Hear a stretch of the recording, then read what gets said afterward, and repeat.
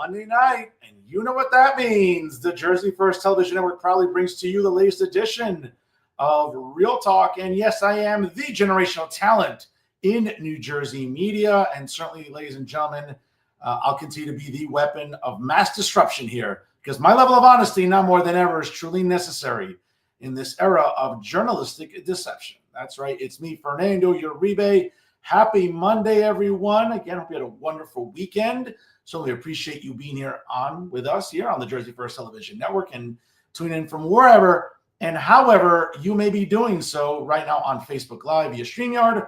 Also, whether it's on our YouTube page, again, make sure you like, comment, and subscribe, folks, and let everyone know how much you enjoy all the great programming here on Jersey First TV. Of course, make sure you like us on Facebook, of course, follow us on X and on Instagram.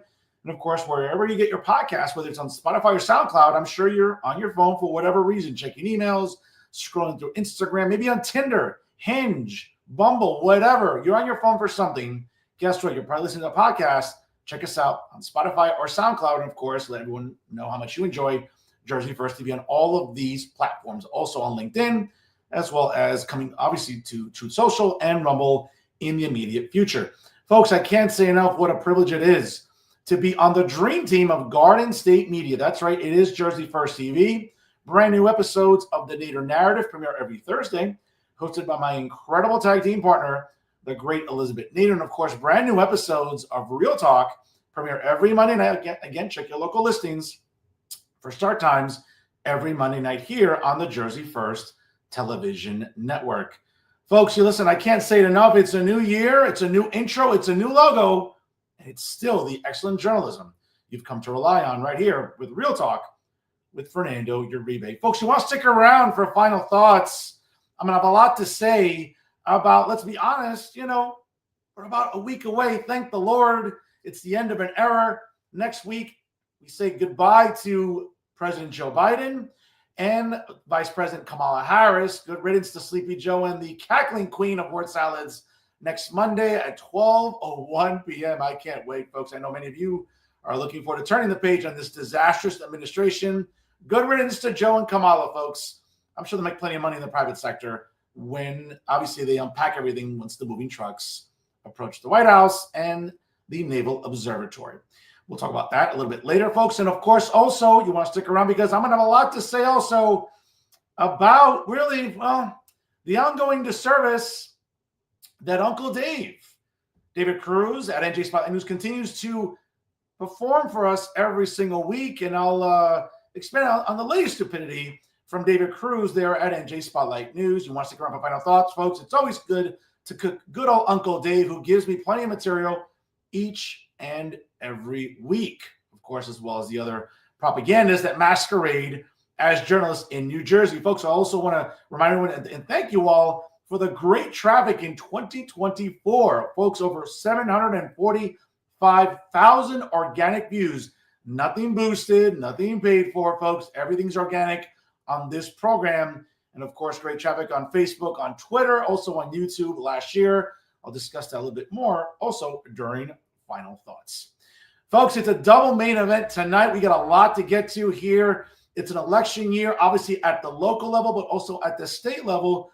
And when we're talking about statewide politics here in New Jersey, what better person to get on this program than the founder of the ALFA PAC? He's a former journalist. And I got to tell you, folks, my parents tune in to this show every single week. But I got to tell you, I got my mom's attention, especially today, when she saw this promo photo and said, oh, you got this guy back on again? So I'm sure my mom is very happy, as well as all the ladies throughout the state of New Jersey. And I'll tell you, folks, is there a better head of hair on a man here in New Jersey? I can't think of him, but you know what? He's my guest tonight, folks. He is the distinguished Alex Zdan. Join us live right now here on Real Talk.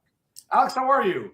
Fernando, thank you for such a wonderful introduction. A lot of people, when they go on podcasts or on streaming, they say hi to their moms. I get to come on and say hello to your mom. So I'm very happy to be here to do that. My God, you just made her a year, and it's only 13 days in. My God.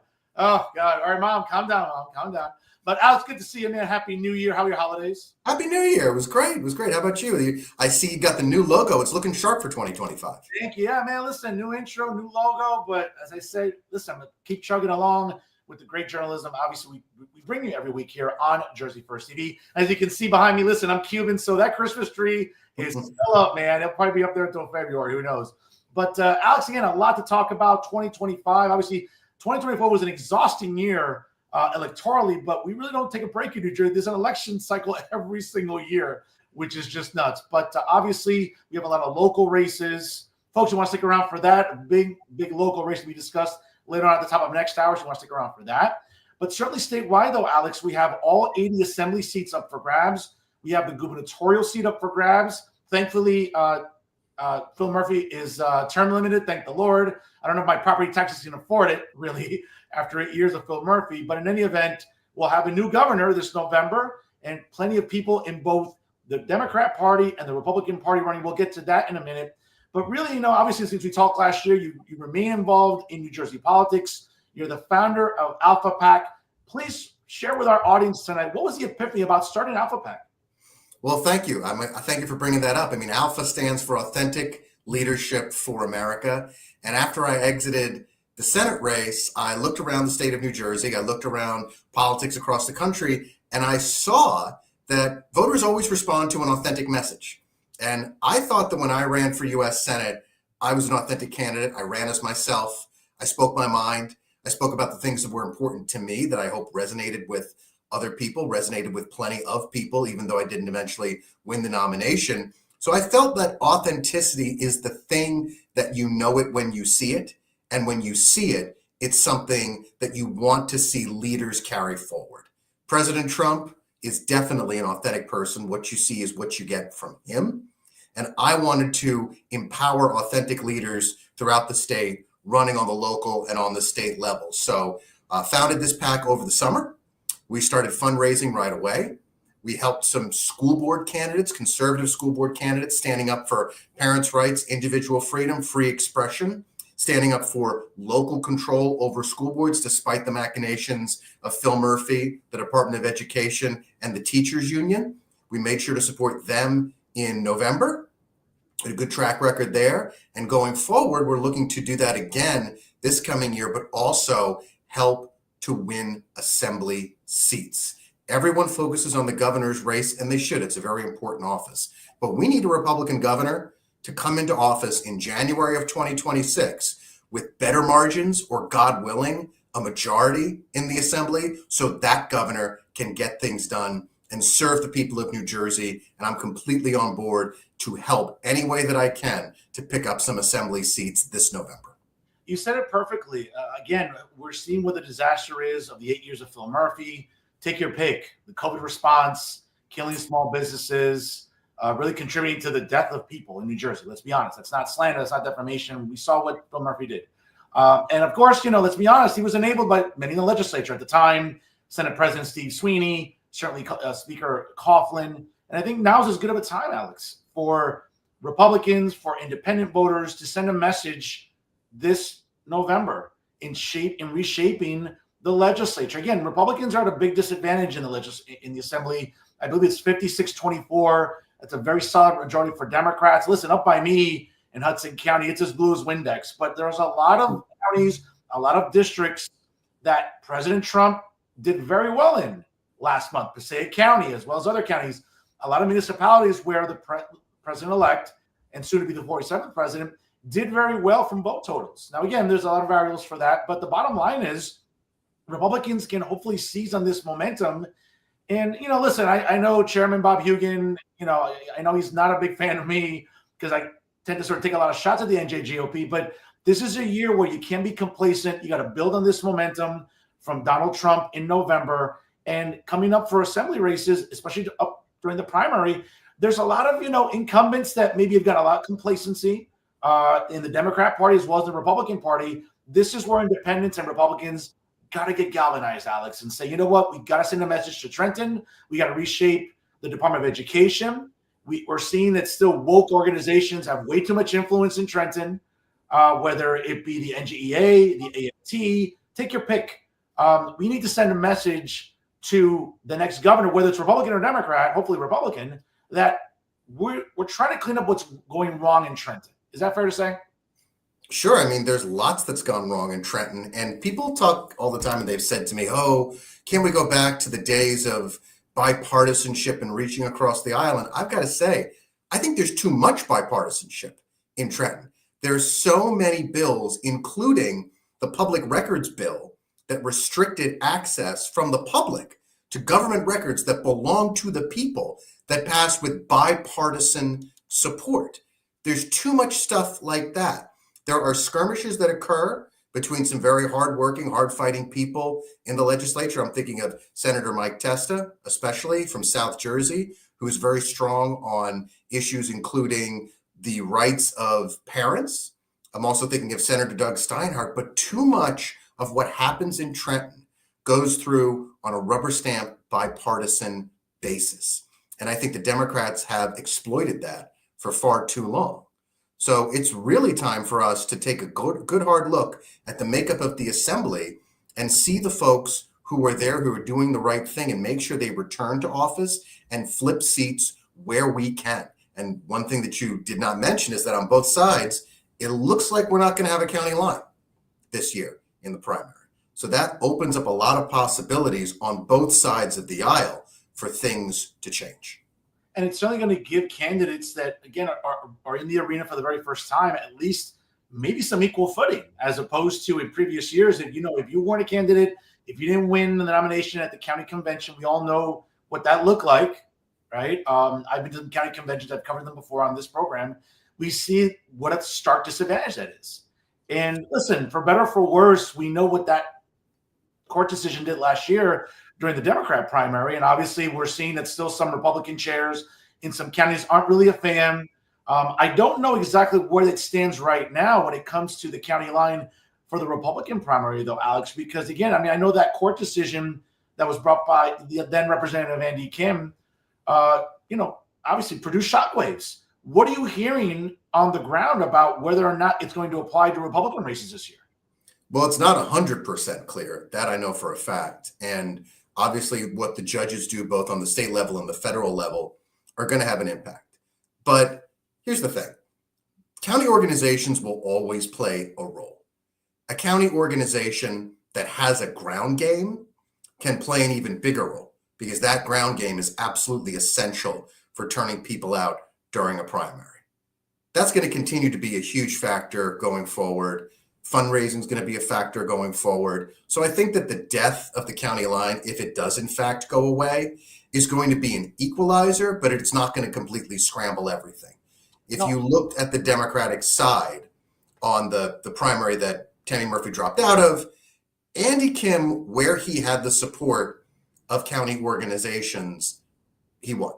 Similarly, on the congressional side, when congressional candidates who were running without a line in the Democratic primary had the support of the county organization, most of the time they won. So that's going to continue to be an important factor going forward, the county organizations. But I think that the lack of a line will mean that more people who want to get involved from the grassroots will give it a shot and jump into the race, and then they can see if their message resonates with the voters.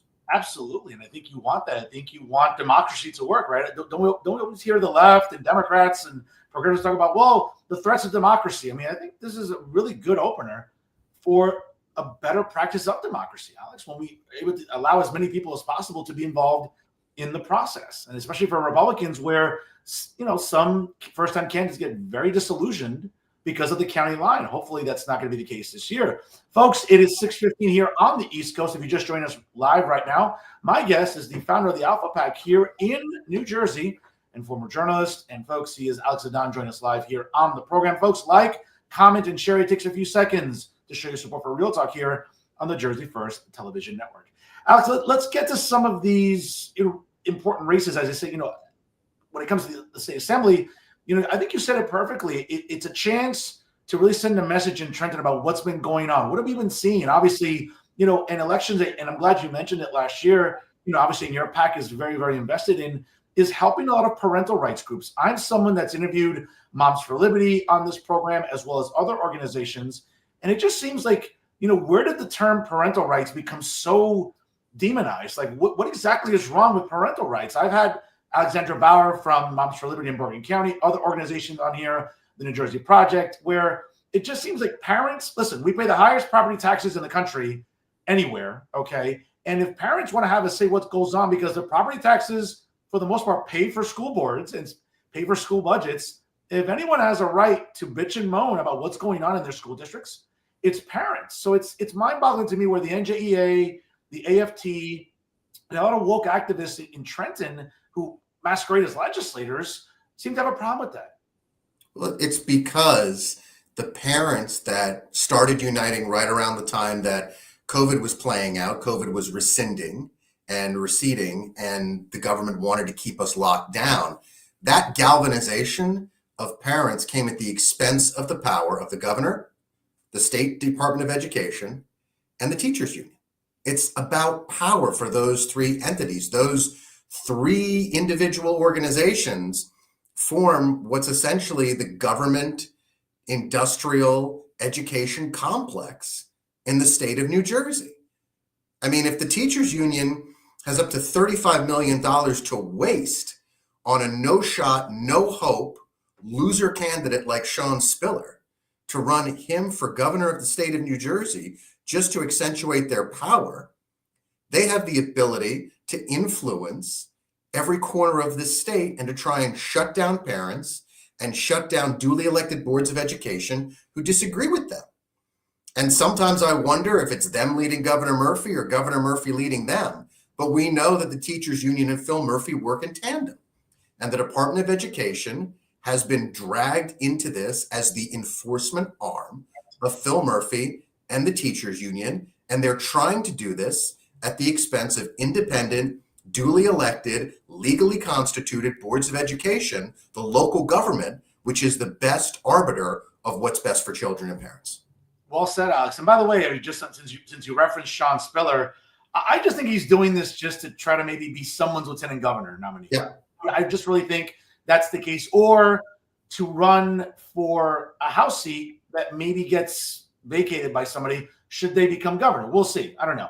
But we'll get to him in a minute. But, you touch upon a lot of great points there when it comes to how the governor's office and how the legislature really have acquiesced to the NJEA.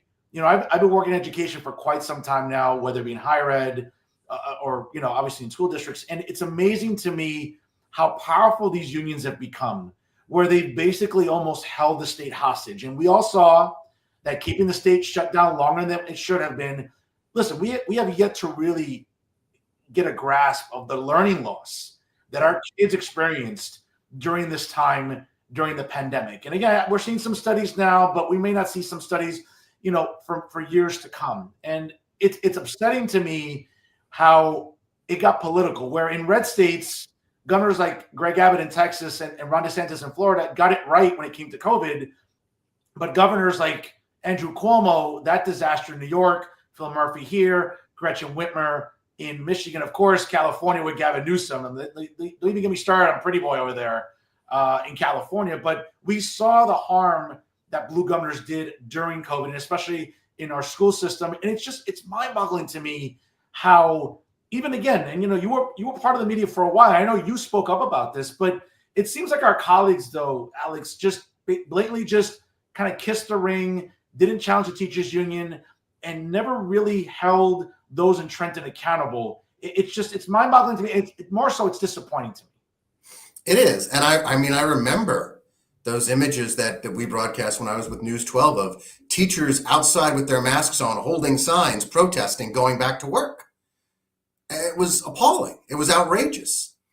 They made sure that kids stayed home, and it wasn't just learning loss.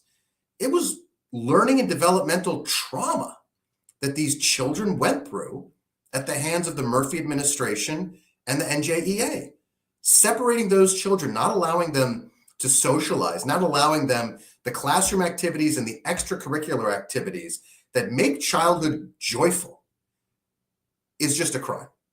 It was unacceptable, and I think we're still grappling with the loss that those children went through during those 2.5 years where they were separated, forced to learn at home, and then brought back to school and masked with no scientific evidence, especially among the younger kids, that the science later showed did not get COVID as severely and acutely as older kids, adults, and people with severe bronchial problems. It was horrifying what happened there. What's even more mind-boggling to me, and I know hundreds of teachers in the state, in different counties, in different districts, who are just mortified that every 2 weeks their membership dues are going to the NJEA. And let's be honest, I mean, I was at the League of Municipalities like you were. I went to the NJEA party. I mean, because why not? I mean, it's a 2-hour bar. I'm not going to pass that up, for God's sakes. But what was interesting is the week before the League of Municipalities is the NJEA convention in Atlantic City. And I think what we learned in this past election cycle is people got tired, and I can say it's my show, they got tired of all the woke bullshit that we were seeing, not just in New Jersey, but across the country. And it was interesting because, again, that one ad that President Trump played, and again, I went out a lot for Sunday Fun Day for football. Even though my Cowboys suck, I would still go out to watch football with my friends. I would see that ad constantly. Hey, she's for they, them, Donald Trump's for you. And that was such a powerful ad because it reminded people, like, let's stop embracing this woke bullshit. Because here in New Jersey, though, Alex, again, and I say it all the time, I don't care about pronouns. I care about property taxes, okay? I care about public safety. These are things that the left in New Jersey just don't prioritize. And I'm hoping that Republicans this year that are running, whether it be for gubernatorial election or the assembly races, really hammer that home, even in school board races, because I think we saw a repudiation of all of this woke bullshit. And I'm hoping that it continues in 2025. Fernando, I'm going to go back to something we were talking about before. It's authenticity. Yeah. To stretch that a little bit, authenticity is also something that's tangible. It's something that's real. Democrats and liberals argue about preferred pronouns and about whether or not an AI can be racist and what words can you not say and what's cultural appropriations. Republicans try to fix problems. Republicans try to make our military strong. Republicans work to put out fires. Republicans work to lower property taxes. That's the difference here. Republicans are for authentic solutions to real problems. Democrats focus on made-up solutions to made-up problems that do not affect the daily lives of anyone who doesn't have a double master's in gender studies from Barnard College. Those are the people that the Democrats are serving. We're serving the average working person who works hard and comes home to his or her family at the end of the day. That's the difference right there. It couldn't be more stark than that commercial that you just mentioned. It's absolutely right. That's why that commercial was so effective. And it's mind-boggling to me because, again, you would think that the Democrat Party, whether it be New Jersey or nationally, would, again, look at the autopsy of this past election and see that demographics across the board were fighting back against all this woke bullshit. Again, Latinos like myself, Black, women, college-educated women, single mothers. I mean, we saw demos come out and say, hey, we care about economic issues. Here in New Jersey, we just saw the gas tax go up again. We just saw tolls go up on the Parkway and the Turnpike again. I'm sure we're going to see property taxes go up again. It just seems like in this state, the left and progressives and those that just, I wonder if they budget their homes the way they budget in Trenton. I mean, it's really fascinating to me where you would think that maybe they learned their lesson. And going into this year, again, scrolling through my Twitter feed today, what does the state Democrat Party put out there? A statement from, for example, Lauren Albrecht, the chair of the NJ LGBTQ Democrat caucus, about, well, the importance of trans rights. I mean, listen, I mean, again, you know, it's amazing to me. Why are we still acquiescing to mentally ill people, Alex? That's just my opinion. And we're seeing now that thankfully, maybe, you know, these fact checkers are being handcuffed now on Meta and other platforms where maybe now mental health professionals can say that out loud without getting suspended or demonetized and deplatformed these past 4 years, where let's stop coddling all this trans nonsense. I think language is something that progressives are hung up on, and they're going to keep focusing on that, while Republicans should continue to focus on real solutions. I think I was very encouraged by the election results, but there's a catch to it. So the election results in New Jersey were very encouraging. We saw that growth that you just mentioned among Black men, among Latino men. I know that we've made a lot of effort, both at ALFA PAC and elsewhere, to reach out to the South Asian community. Those are communities that are natural Republican members because they believe in faith and family and tradition. So we welcome those individuals into the Republican Party, including the Make America Healthy Again group that supported RFK Jr., that I was proud to host a celebration of on December 9th in Homedale as part of Alpha PAC, and bring out over 150 people dedicated to that message, who are not necessarily automatic Republicans, but who Robert F. Kennedy Jr. and Donald Trump have brought to the Republican Party, and I want to be an important part of our coalition going forward. But here's the catch, Fernando. The catch to those election results in New Jersey is that a lot of Democrats stayed home. Yeah. It wasn't so much they switched to Republican, it's they didn't vote. Yeah. And if those Democrats do get energized, whether it was, I think the number today was about 300,000. Correct. That's a significant number. That's a number that's definitely significant statewide. So it's twofold. It is both energizing and building on the progress that we made in 2024 and bringing in those new communities, but also making sure that those Democrats don't get activated, because we've seen this play out before. In 2021, Jack Ciattarelli very nearly won the governorship, picked up 6 assembly seats, and that one state Senate seat, Ed Durr. Democrats were kind of shocked and taken aback. But in 2023, they were ready for us. Yeah. And that's something we've got to be cognizant of this year. Listen, well said there. And again, I think it's incumbent upon the state party, Republican operatives, county chairmen and women to be as galvanized as they were last year. And to your point where, listen, Donald Trump made inroads, again, in Passaic County, here in Hudson County. He actually won a few municipalities outright, like Bayonne. I think he almost won Secaucus, I think. And he really made inroads in the bluest of areas. I mean, I think you can argue that Hudson County is as blue as Windex, as I say all the time. And he made some inroads here. But again, I think going into this year, you're right, Democrats did stay home. And I think that, listen, I think the state apparatus, listen, Leroy Jones isn't a dumb guy.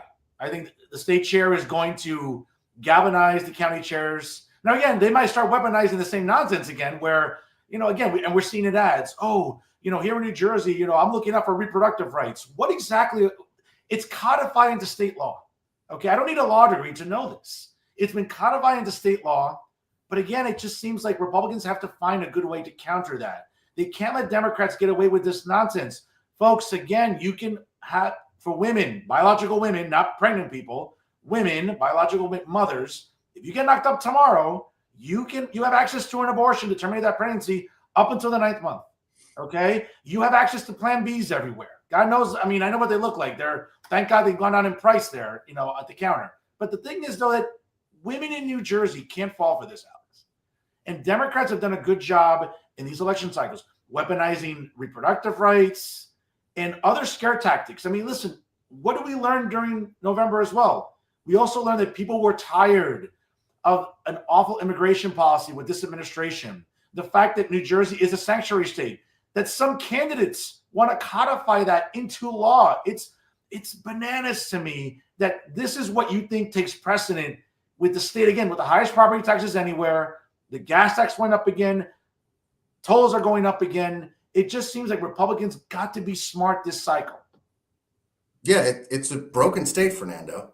It's had a lot of problems for a while. Phil Murphy broke it even further with his 2 terms in office. I'm finally reading things now that it's January. Say, Phil Murphy's final year in office. As if it's this sort of valedictory tone. I say, thank goodness. Thank goodness it's his final year in office. He should have been gone in 2021, but unfortunately, he got that second term. I think that there needs to be an effort all up and down the state to galvanize Republicans, because as wonderful as it was to wake up the morning after the election in 2024 and see that Donald Trump had only lost New Jersey by 5.5 points, I don't want to wake up the morning after the gubernatorial election in November and see that our gubernatorial candidate, our Republican standard bearer, has lost the state by 5.5 points, because that would be a tragedy.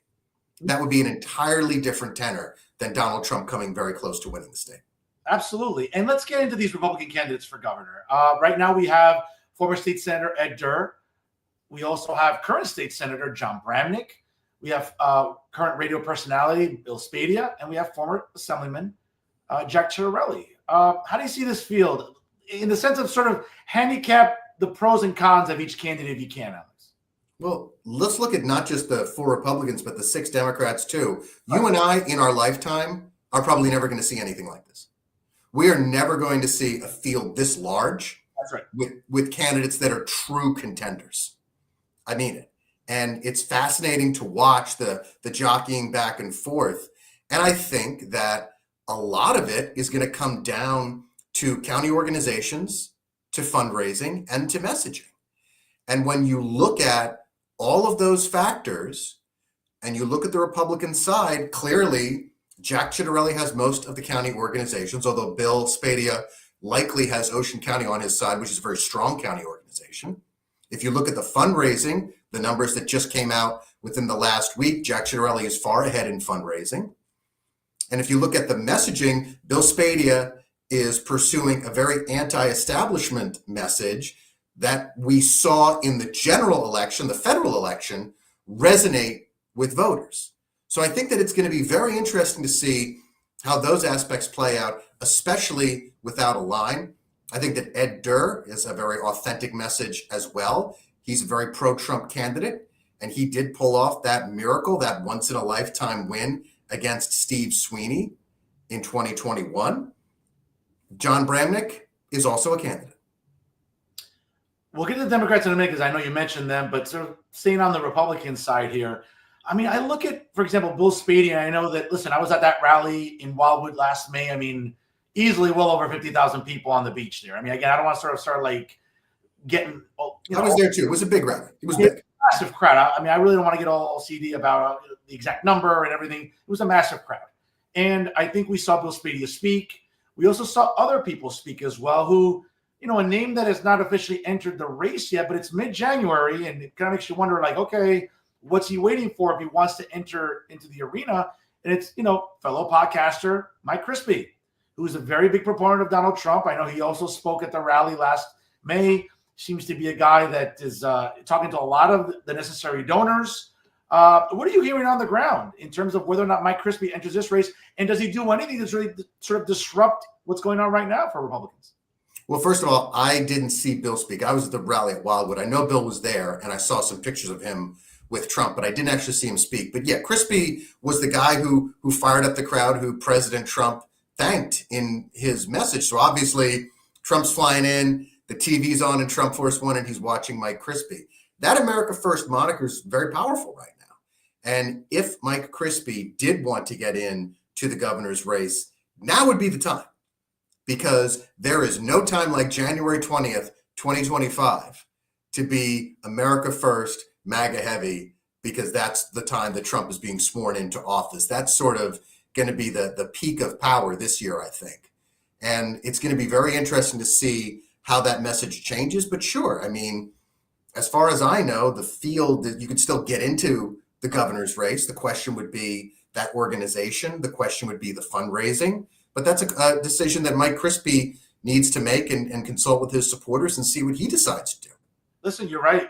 Again, clock's ticking, and next Monday will be a new administration. Thank the Lord in the White House. But we'll see if someone like Mike Crispy again will want to enter the race in a race in a field that's pretty crowded already on the Republican side. Speaking about being crowded on the Democrat side, I mean, it is it's almost like a leapfrog contest. Like, oh, who can be more woke? Who can be more progressive? And let's start with a mayor that's near me here in Hudson County. That's Mayor Stephen Fulop out of Jersey City.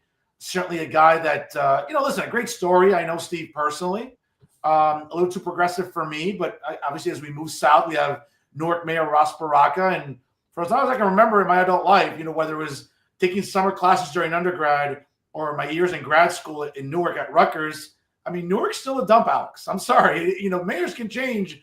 Not much has changed with Newark. It's still not a very desirable place to live in.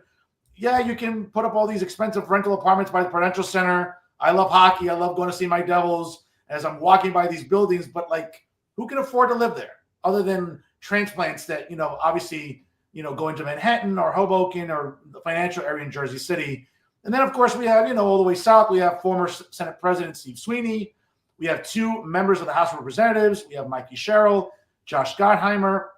We also have the president and former mayor of Montclair, obviously the NJEA there, and certainly Sean Spiller. I'm not sure if I'm missing anybody, but I mean, it's a pretty crowded field on the Democrat. I feel like we're missing somebody, Fernando, because there's so many of them. Yeah, I'm kind of drawing a blank here, but I think I pretty much. Is Patricia Campos Medina running again? Well, I mean, listen, she'll get 4 votes. She'll get her husband and maybe, I don't know. Danny Murphy?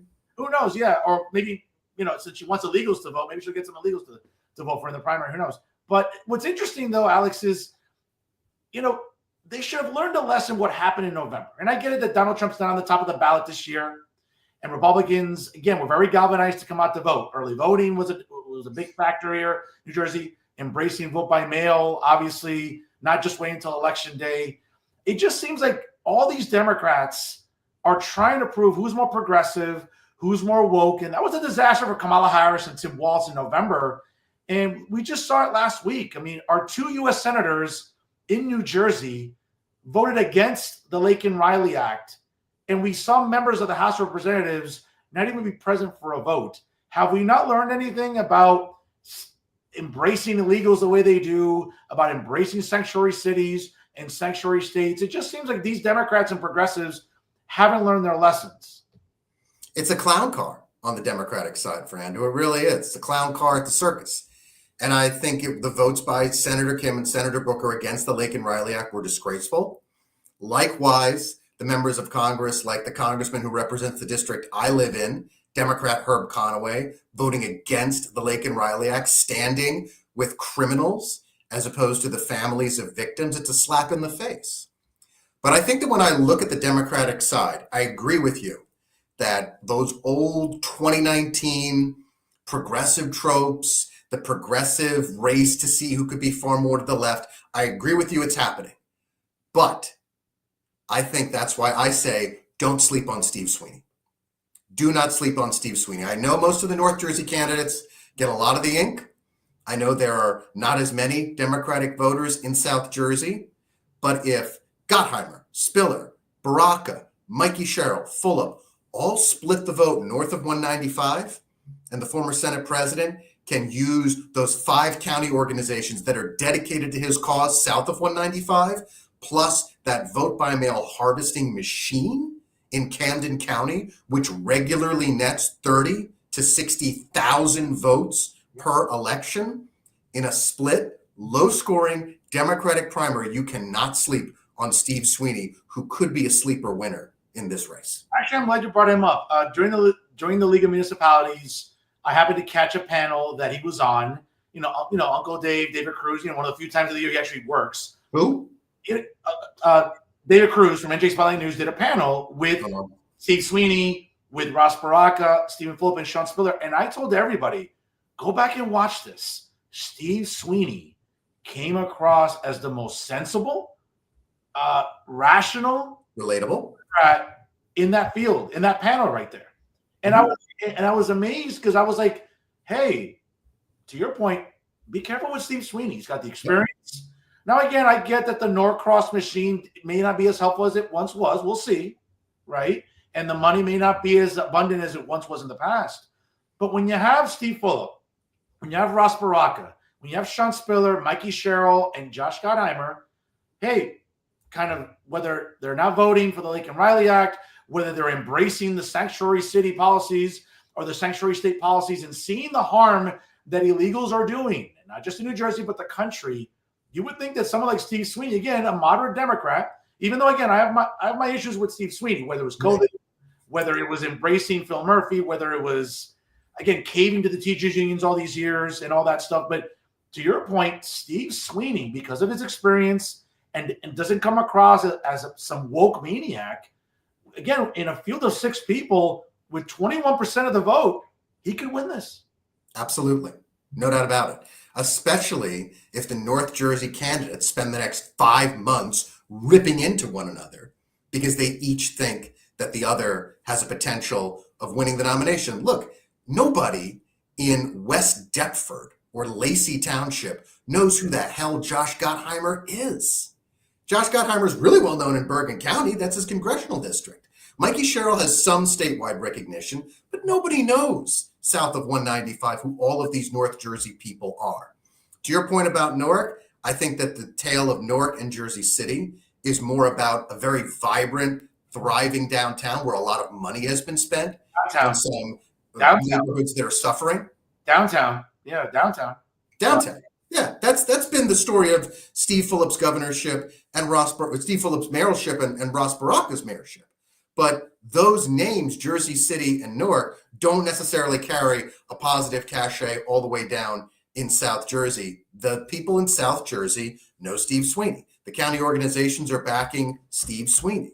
So, look, I think that it's very possible that the morning after the primary, we could be talking all about the upset and the surprise that Steve Sweeney pulled off. Not going to be easy, not impossible, though. Not impossible by any stretch of the imagination. Well, let's be honest. What a full circle moment, right? Because in 2021, I mean, it was perhaps the biggest upset I can remember in my adult life. Sure. Legislatively in New Jersey history. And for him to maybe win this with 20% of the vote, what a full circle moment for Steve Sweeney. Perhaps. To your point about, it's interesting about Baraka and Phillip, it's like, you know, they're talking about affordability. But again, I live in Hudson County, and when I'm driving through Journal Square, Alex, I feel like I'm driving through Gotham City because I don't recognize it anymore. We have these gigantic buildings in Journal Square, these high-priced rentals. We're seeing rents. Again, New York City just outpriced everybody, and then people moved to Brooklyn, and then they moved across the river to downtown, and even that has become unaffordable for lifers, for lifelong Jersey City residents that maybe live in brownstones where after the reval, their property taxes just skyrocketed. Yeah, let's move into the Heights. That's become expensive. Let's move a little bit north. Let's move into Weehawken, buy me in Union City. And it just seems like one thing is to say, hey, I want to solve the affordability problem in New Jersey if you're running for governor. But just, again, look in your cities. Again, as you mentioned, downtown, I love going to Prudential Center. I walk past a lot of, you know, high-cost rental buildings. You just walk 5 or 10 minutes north on Springfield Avenue, Alex, on take your pick. You don't want to be there in Newark. You just don't. You know, as someone who worked as an investigator for the Public Defender's Office in Essex County, I know going north into Springfield Avenue, into Central Avenue, you just don't want to be there at nighttime, much less the daytime. So I think there's this optic about Newark that Ross Baraka, I think, has failed to kick. I mean, I like Newark a lot.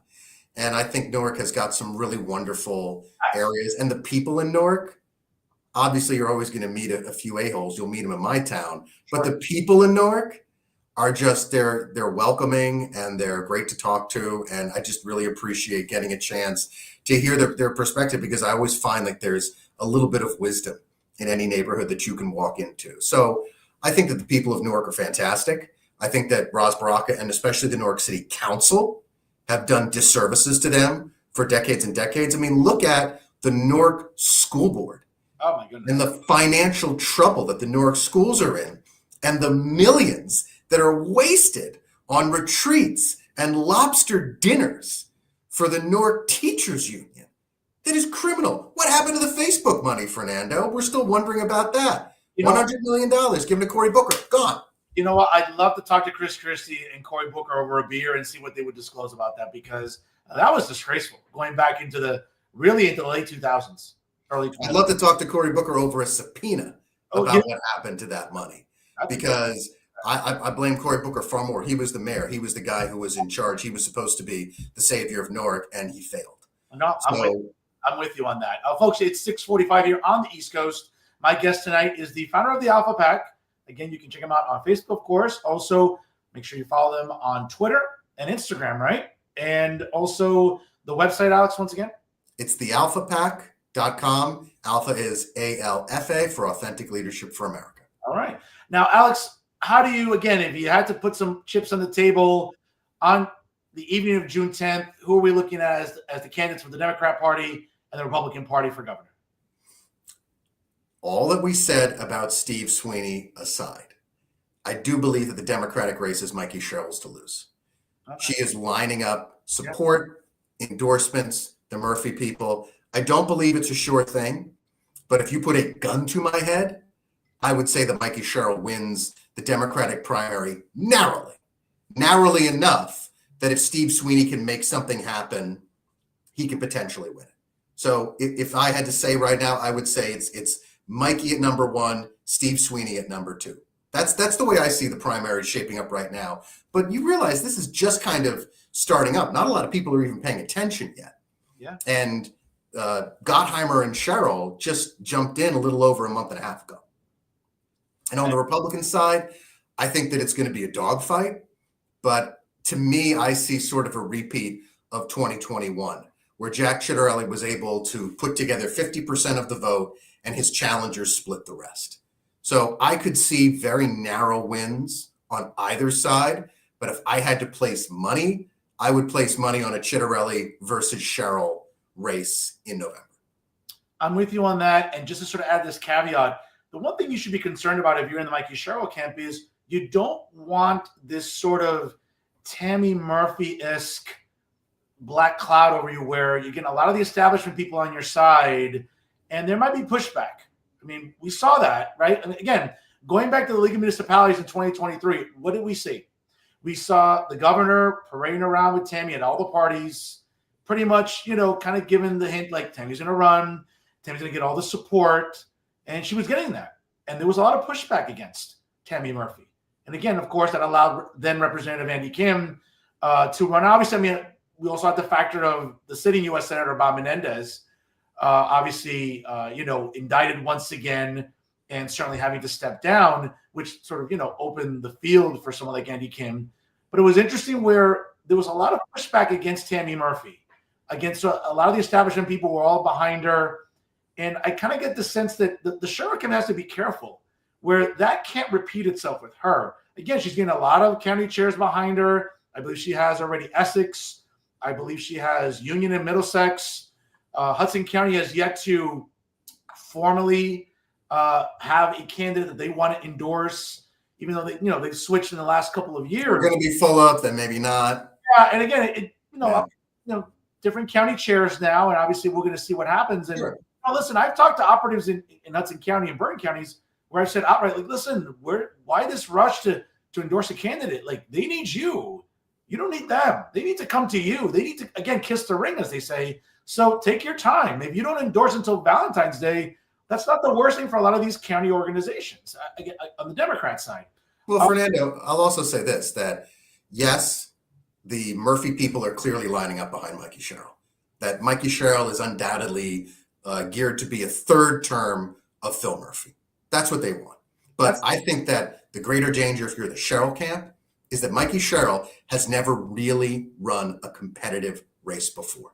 Yeah. He has never really had to deal with negative attacks coming in from all sides. Yeah. And this is no holds barred. This is bare knuckle. This is New Jersey politics. Yep. And if she can't deal with haymakers from Steve Fulop, from Josh Gottheimer, from guys that are really accustomed to throwing those kind of punches, then if she can't deal with that, she can't win. And listen, they're coming. Those ads are coming, sure enough, against Mikey Sherrill. And again, really against everybody. I think, Sean Spill's going to take a few haymakers, on the chin. Deservedly. He will. I'm sure Gottheimer as well. Fulop also. It's interesting, though, where we're going to see a lot of fundraising by these candidates. We're also going to see these ads at some point. I mean, maybe not at the Super Bowl, right? But in the coming months, we're going to see some ads. And we're going to see ultimately who these candidates are going to be running also on assembly tickets. Because, again, we've seen Steve Fulop. He was the first announced candidate. And he's also been very proactive in running tickets in other counties. I'm curious, though, what are you hearing about other candidates that aren't doing that right now and being as proactive as Steve Fulop? Well, I think first of all, Steve Fulop, we both know Steve Fulop's a smart guy. No, and Steve Fulop is claiming that outsider, anti-establishment lane, the same lane that Bill Spadea is trying to claim in the Republican primary, despite the support he has of George Gilmore, who is a member of the establishment. But Steve Fulop has ticked off the bosses his entire career, and he's got the scars to show for it. So his idea right now, it seems, is to go all in. He's been raising a lot of money for this bid.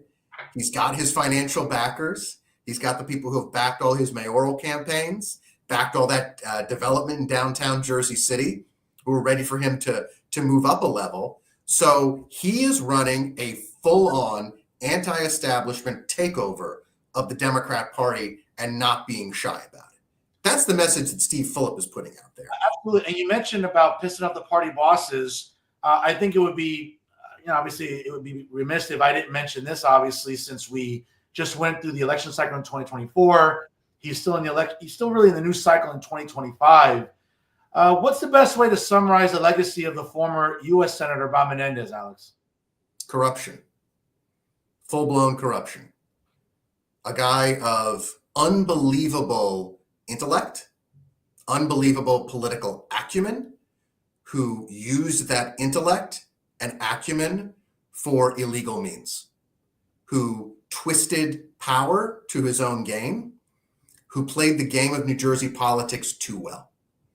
And that is going to be his legacy. I'm sure he would want it to be different. He's clearly had success. They say he's literally served at every rung of government, from the local school board to the United States Senate. That is not a small accomplishment. And let's be honest. I mean, again, we've heard the rumors going back more than 10 years, but let's be fair. If it wasn't for the pending indictment, I mean, there was talks about, in 2016, Hillary Clinton picking him as a running mate. Sure. Because of the indictment, obviously, she had to go with Tim Kaine. We all know what a disaster that was for Hillary. But at the end of the day, I think you said it perfectly. The guy, again, I'm in Union City. If you grew up here in Union City, you knew Bob Menendez. That name is something that would trigger a response in everybody. And as you mentioned, starting at the school board, starting at the mayor's office, assemblymen, going into, obviously House representatives, going into the U.S. Senate. And, if you had his blessing, if you got the rub from Bob Menendez in any sort of race in New Jersey, Alex, you knew you were on really good footing. And it's a shame because I know Bob personally. I can call him on his cell phone, may not answer my call right away, but he would get back to me. And, again, I've always had a good rapport with him. I have a great rapport with his son and his daughter. Certainly, his son Rob has been a guest multiple times on this show. I've always been careful to sort of separate what happened, ethically from Bob Menendez, the person. Like the Bob Menendez I know as a person is a very different person than what we've seen. So I've always treaded very carefully about how to sort of describe it. I would just say one word: tragic. I think that's the best way to say tragic, where, again, being the son of immigrants myself, my mom that came from communism, leaving everything behind in Cuba, coming with nothing but a briefcase here, a suitcase, and seeing what someone can become as the child of immigrants. It was a great story, but it ran its course. And now, we're looking at the possibility that maybe, I believe Bob is, I think, early 70s, maybe, I think. We're looking at a U.S. attorney's office that might somehow, maybe he might die in prison. And that's not a fate we would ever have thought of when it comes to Bob Menendez. Sure. I mean, there is an element of Shakespearean tragedy to this, because the man built such an empire, but the empire was almost destined to fall because it was built on shaky ground. And someone in Bob Menendez's orbit told me once during his first trial that Bob Menendez tried to be the boss of Hudson County from Washington, D.C. And you can't do both. You can't be flying around the world representing American interests and sitting down at a table with Egyptian and Qatari leaders and then go home and figure out who's going to be the West New York plumbing inspector, doling out those jobs. He didn't let go of the machine. He tried to control that machine. And the machine cut him quick. And the machine cut him off quickly. Cut him off right away. Cut him off right away. And look, though, Fernando, could there be another chapter to this story? Could President Biden, who served with Bob Menendez in the United States Senate, President Biden, an institutionalist who loved the United States Senate, could he, midnight, January 19th into January 20th, pardon Bob Menendez or at least commute his sentence? Could that happen?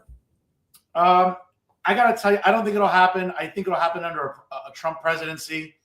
We saw it with his colleague, right, Dr. Meglin, who was pardoned during the first administration.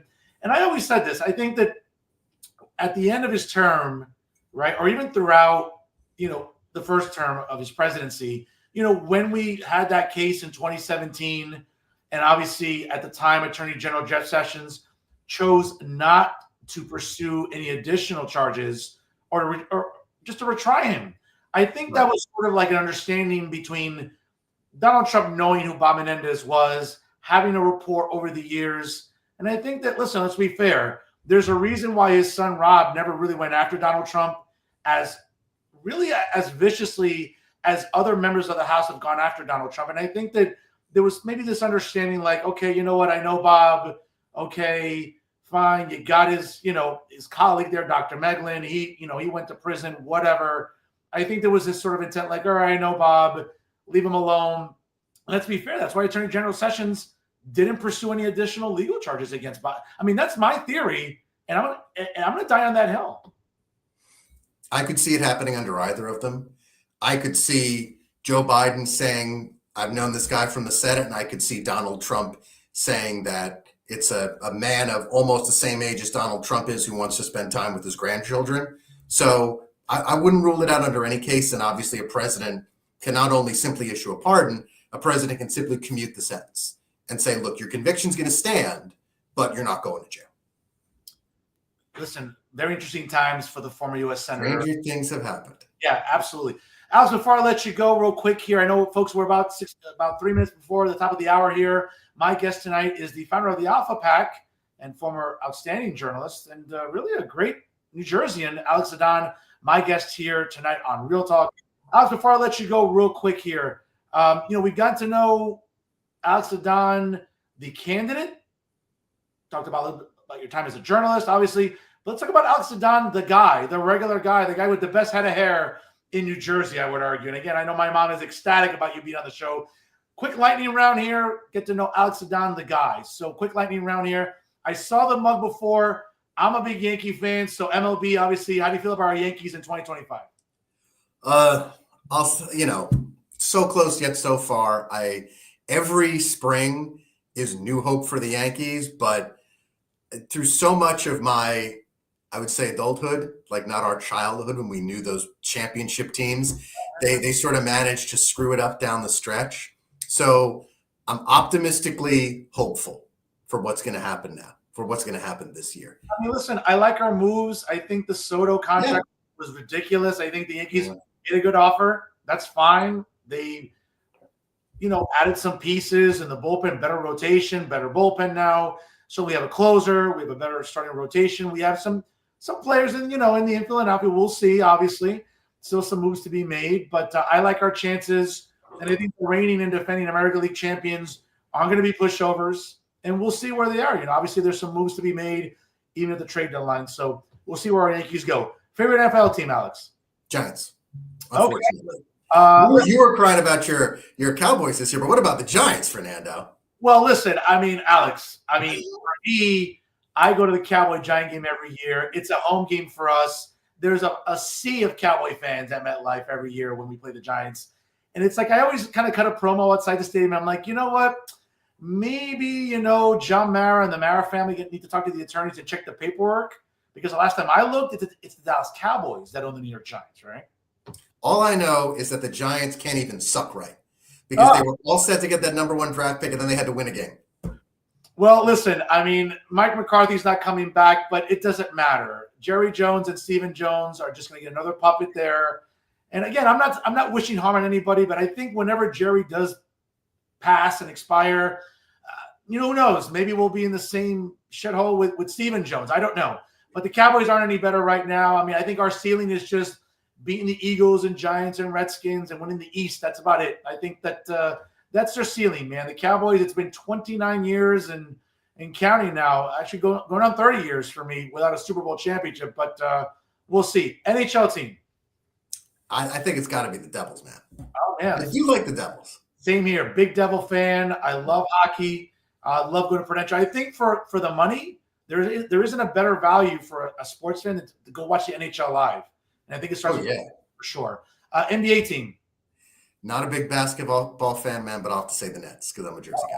Well, you're a guy, so I'm going to try to throw this out there. MCU or DC fan? Neither. Really? You're not into comic book movies? Okay. Okay. No. I echo what Martin Scorsese said about he kind of crapped on those movies. I watched like the first Iron Man and half of the second one, and I'm like, okay, I'm good. Wow. Interesting. Wow, Alex. My goodness. Okay. I'm a big Marvel fan. I mean, I'm a big Iron Man actually is my favorite Marvel comic character, actually. I thought the first movie was good, man. It was good. Yeah. No, absolutely. Last but not least, favorite American president. Theodore Roosevelt. It's got to be. It's got to be. And look, I think that that's something else that I wanted to bring up that I'm very proud of that we're going to be unveiling in just a couple of weeks is I had the opportunity to really reinvigorate my writing career.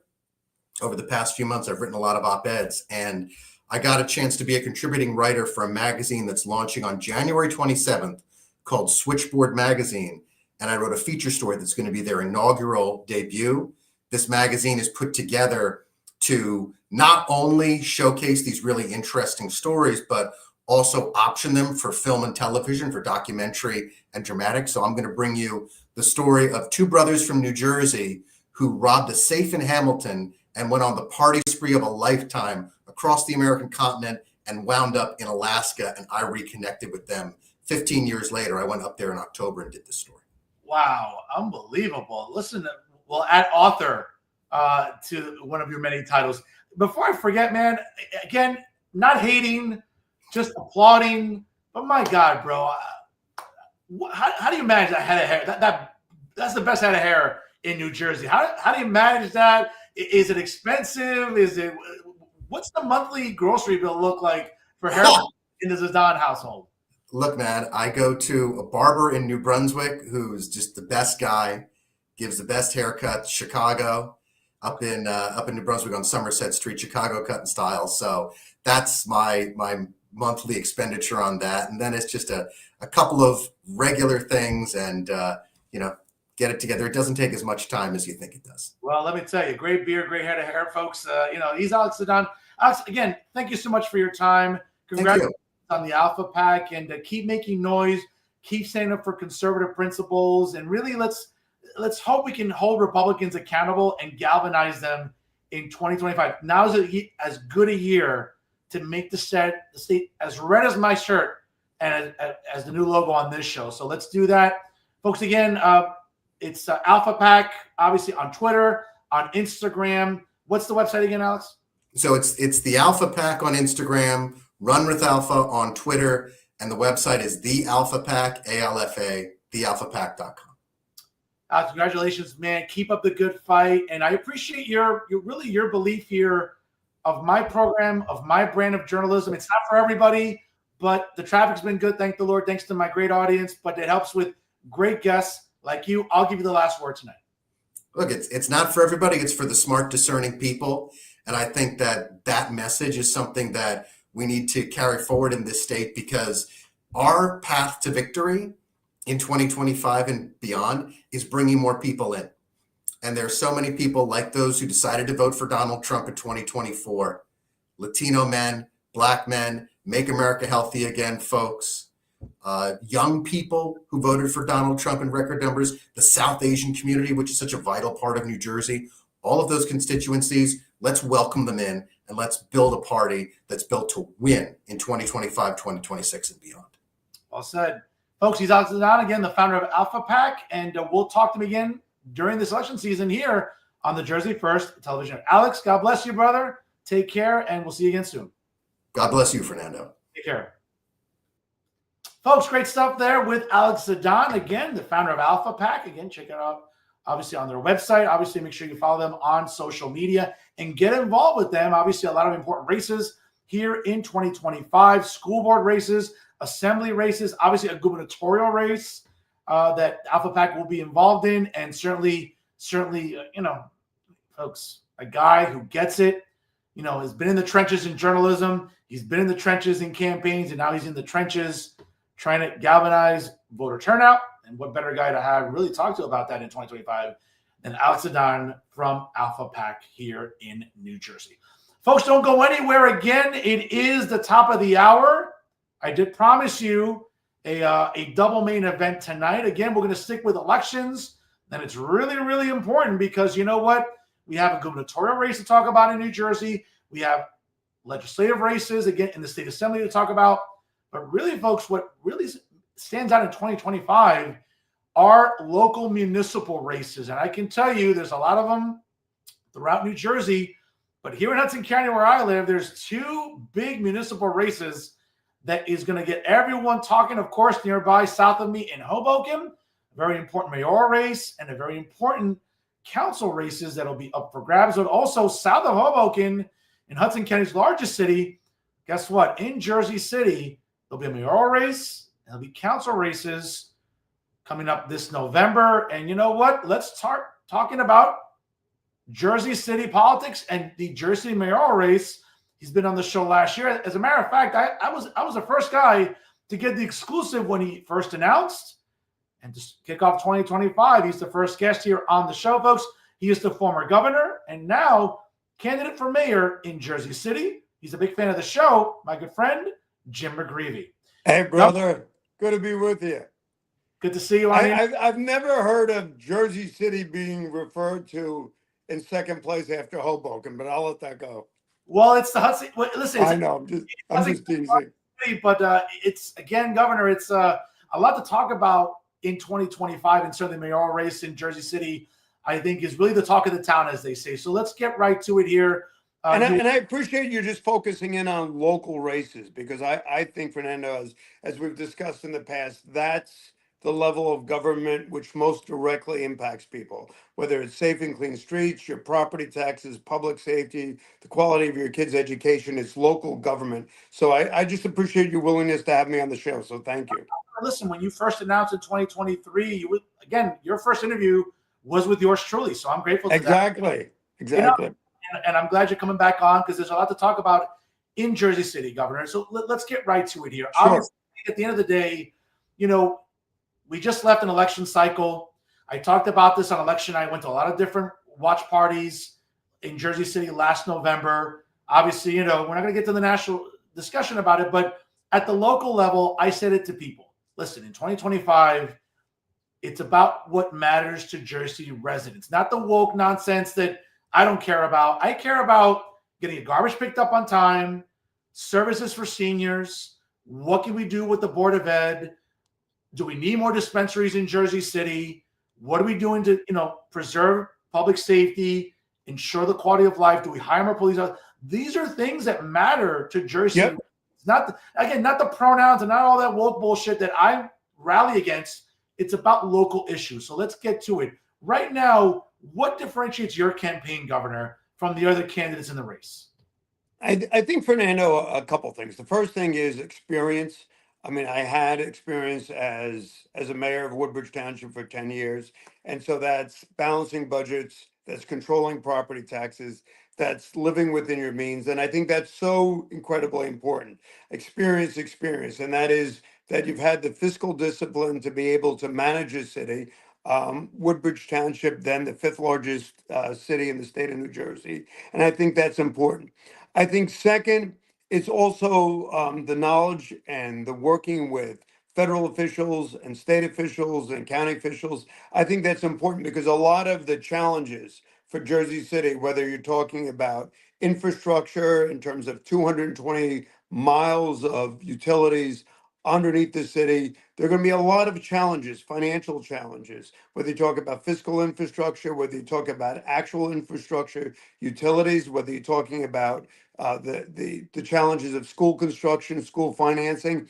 You're going to have to work with the state legislature. You're going to have to work with state government. And in addition to experience, in addition to these relationships, which I think is so critically important, our campaign is about bread and butter. It's about specifics. It's about talking about those things that make a difference. So if I could, it's controlling state government, controlling municipal government, controlling, if you will, the size and the growth of government property taxes, ensuring that people have an advocate in terms of renters, fighting for rational. I mean, you saw it in Jersey City, tragically. I mean, in 1 year that the rents were the highest rent increases in the nation.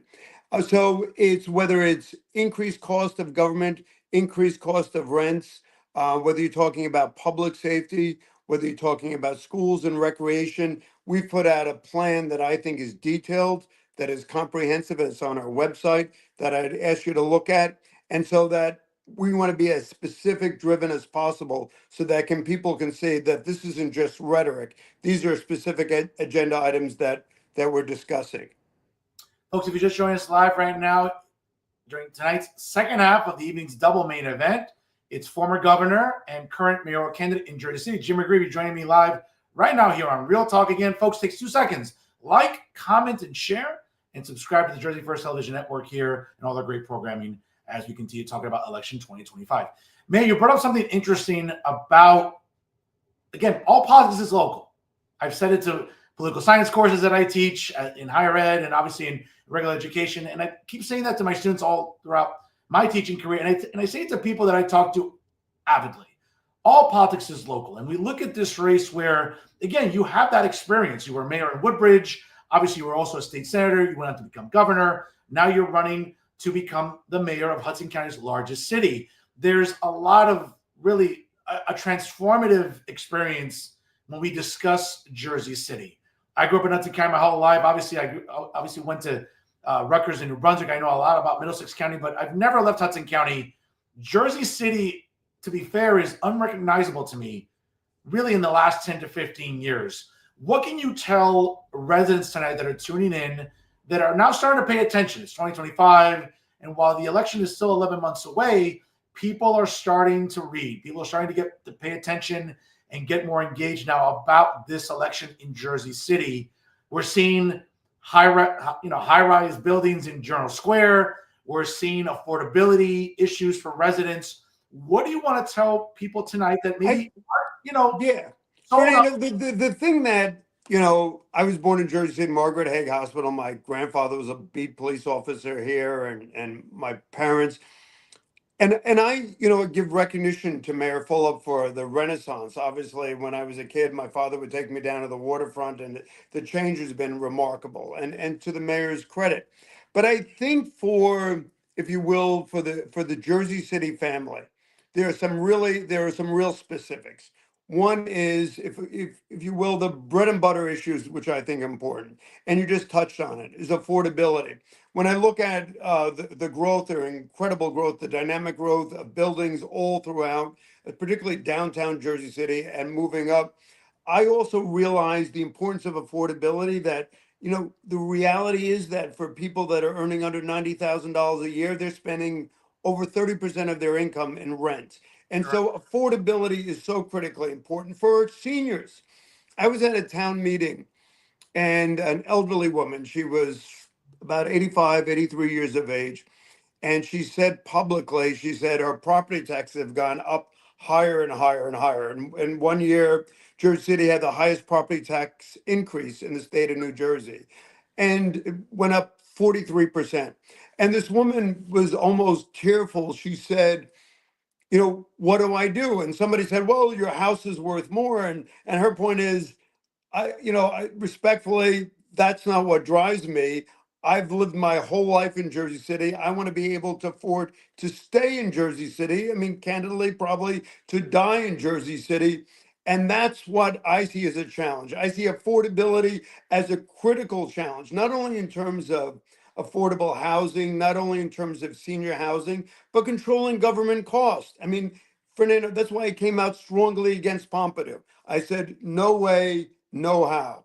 Even the lows, the lows that we all love. We saw that the lows, the reality is how much of an increase in the cost. The lows was originally projected, I think, at 72 million. It's now up to 105 million. On all of these projects that we need to be able to control government costs. I'll give you a great example. The MUA.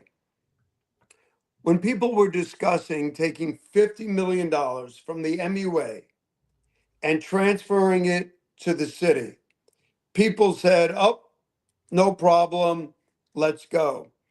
And I wrote an op-ed in the Jersey Journal saying, we're robbing Peter to pay Paul, that this was crazy. And so the council voted to taking the $50 million from the MUA, which people pay for. out of their utilities, transferring it to the city. The city takes the $50 million, and then the MUA costs go up by 7%. It's a shell game. And one of the things that I said is, and I realized that we've got to bring back into the city sanitation costs. Because at the end of the day, your cost can be deducted from your New Jersey income tax in terms of your property taxes, but the MUA costs aren't. So we've got to be fiscally conservative, fiscally responsible. So when you say, what's my vision? My vision is about a bread and butter, common sense vision for Jersey City, whether it's affordability, whether it's safe and clean streets. I mean, you have these delivery bikes. So many of them are unlicensed, uncontrolled, crisscrossing the city. We clearly need to be able to legislate who delivers, how, and licensing, whether it's safe and clean streets in terms of the cleanliness of streets. I mean, I was walking in the Heights this past weekend, and there's garbage and refuse all about. We need to have safe and clean streets, and it's also public safety. Yeah. I mean, my uncle was on, it was a bike patrol. We need to, motorcycle, we need to reinstitute community policing, Fernando. We need to have police officers walk the beat, know their community. One of the things that I found valuable doing this past summer, and I'm walking again, is to walk neighborhoods. And I'm not just talking about the southern part of the city in terms of Bergen, Lafayette. I'm talking about the entirety of the city.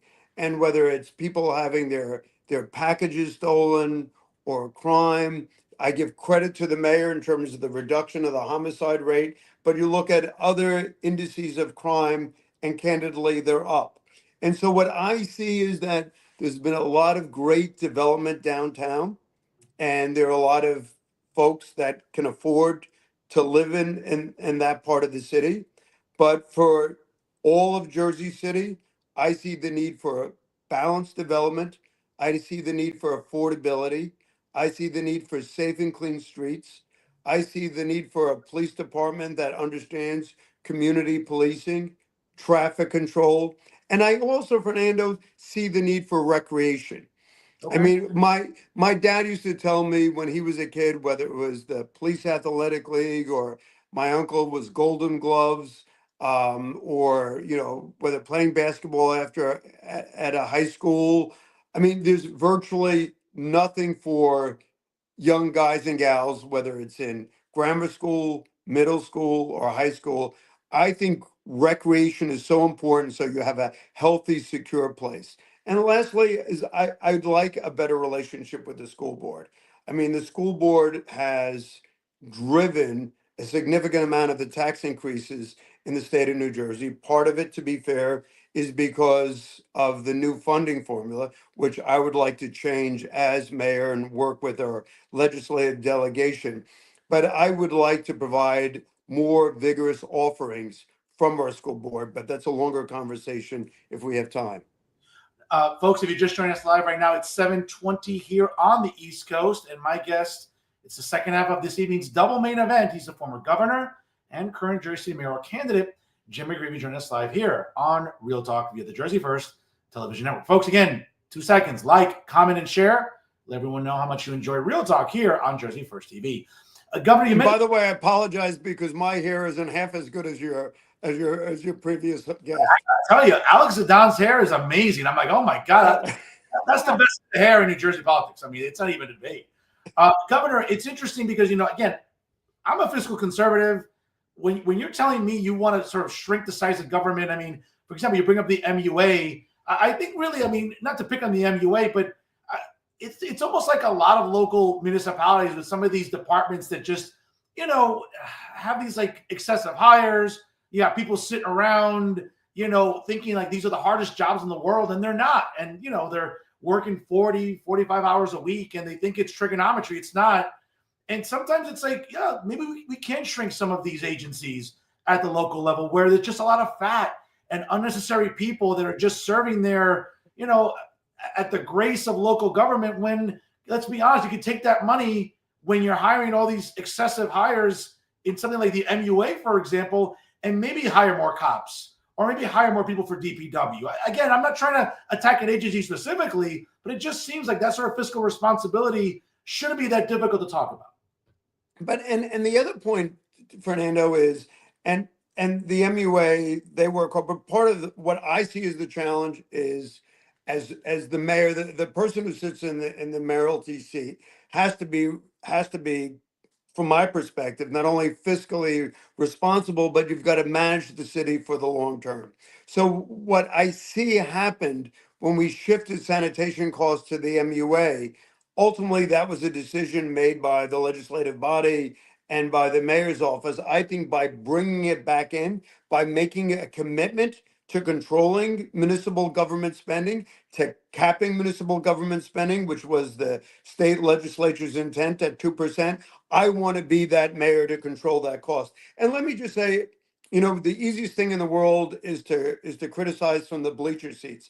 That's not my goal. My goal is that moving forward, recognizing the good things that have happened in the city, is to understand right now we need fiscal stability.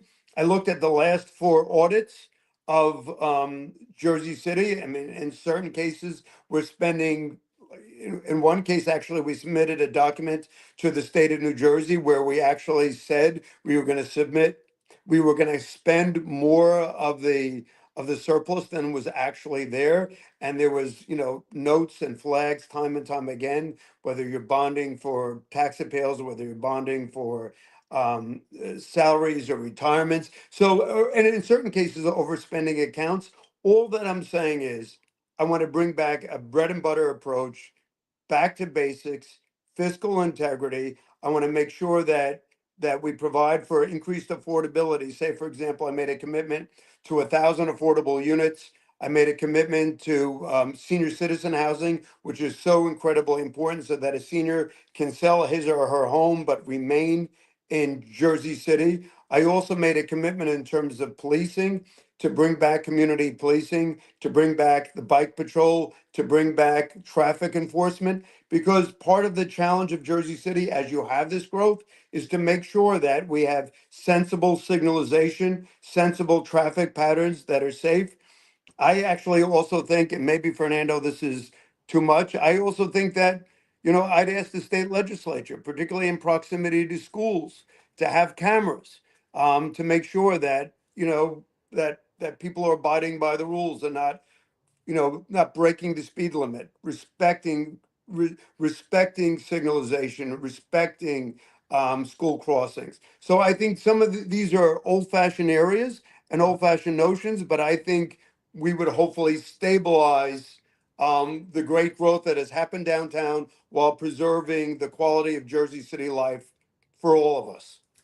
Well, let's talk about Jersey City life, and certainly the other candidates in the field, Governor, have had a lot to say about Jim McGreevey.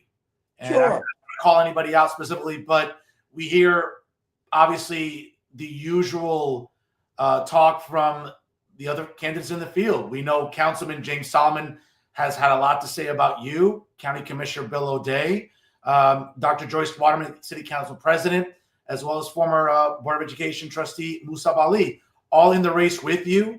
We'll get to their candidacy in a minute.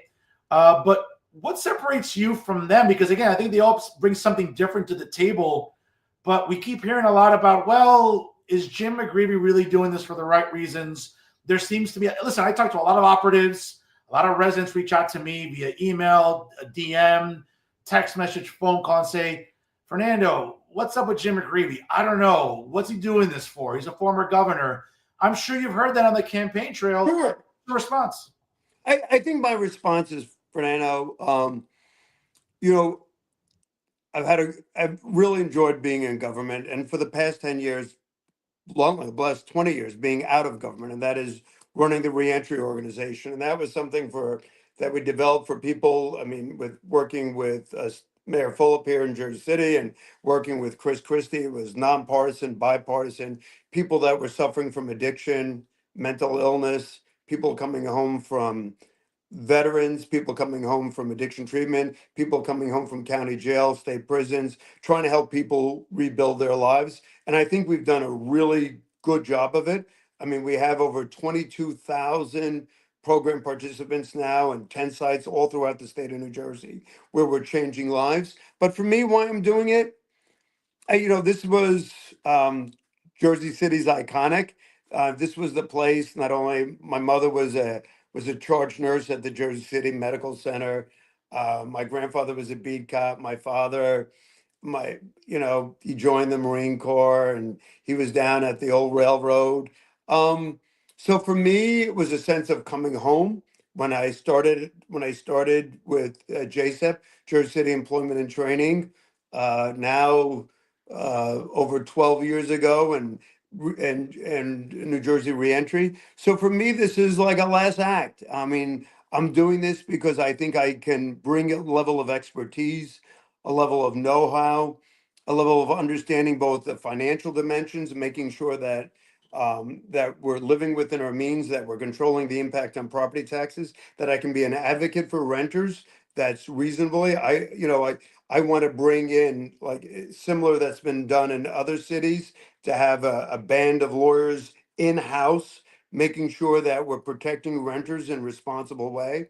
I think, having the opportunity of running a police department. I mean, Woodbridge was one of the first accredited police departments in the state of New Jersey.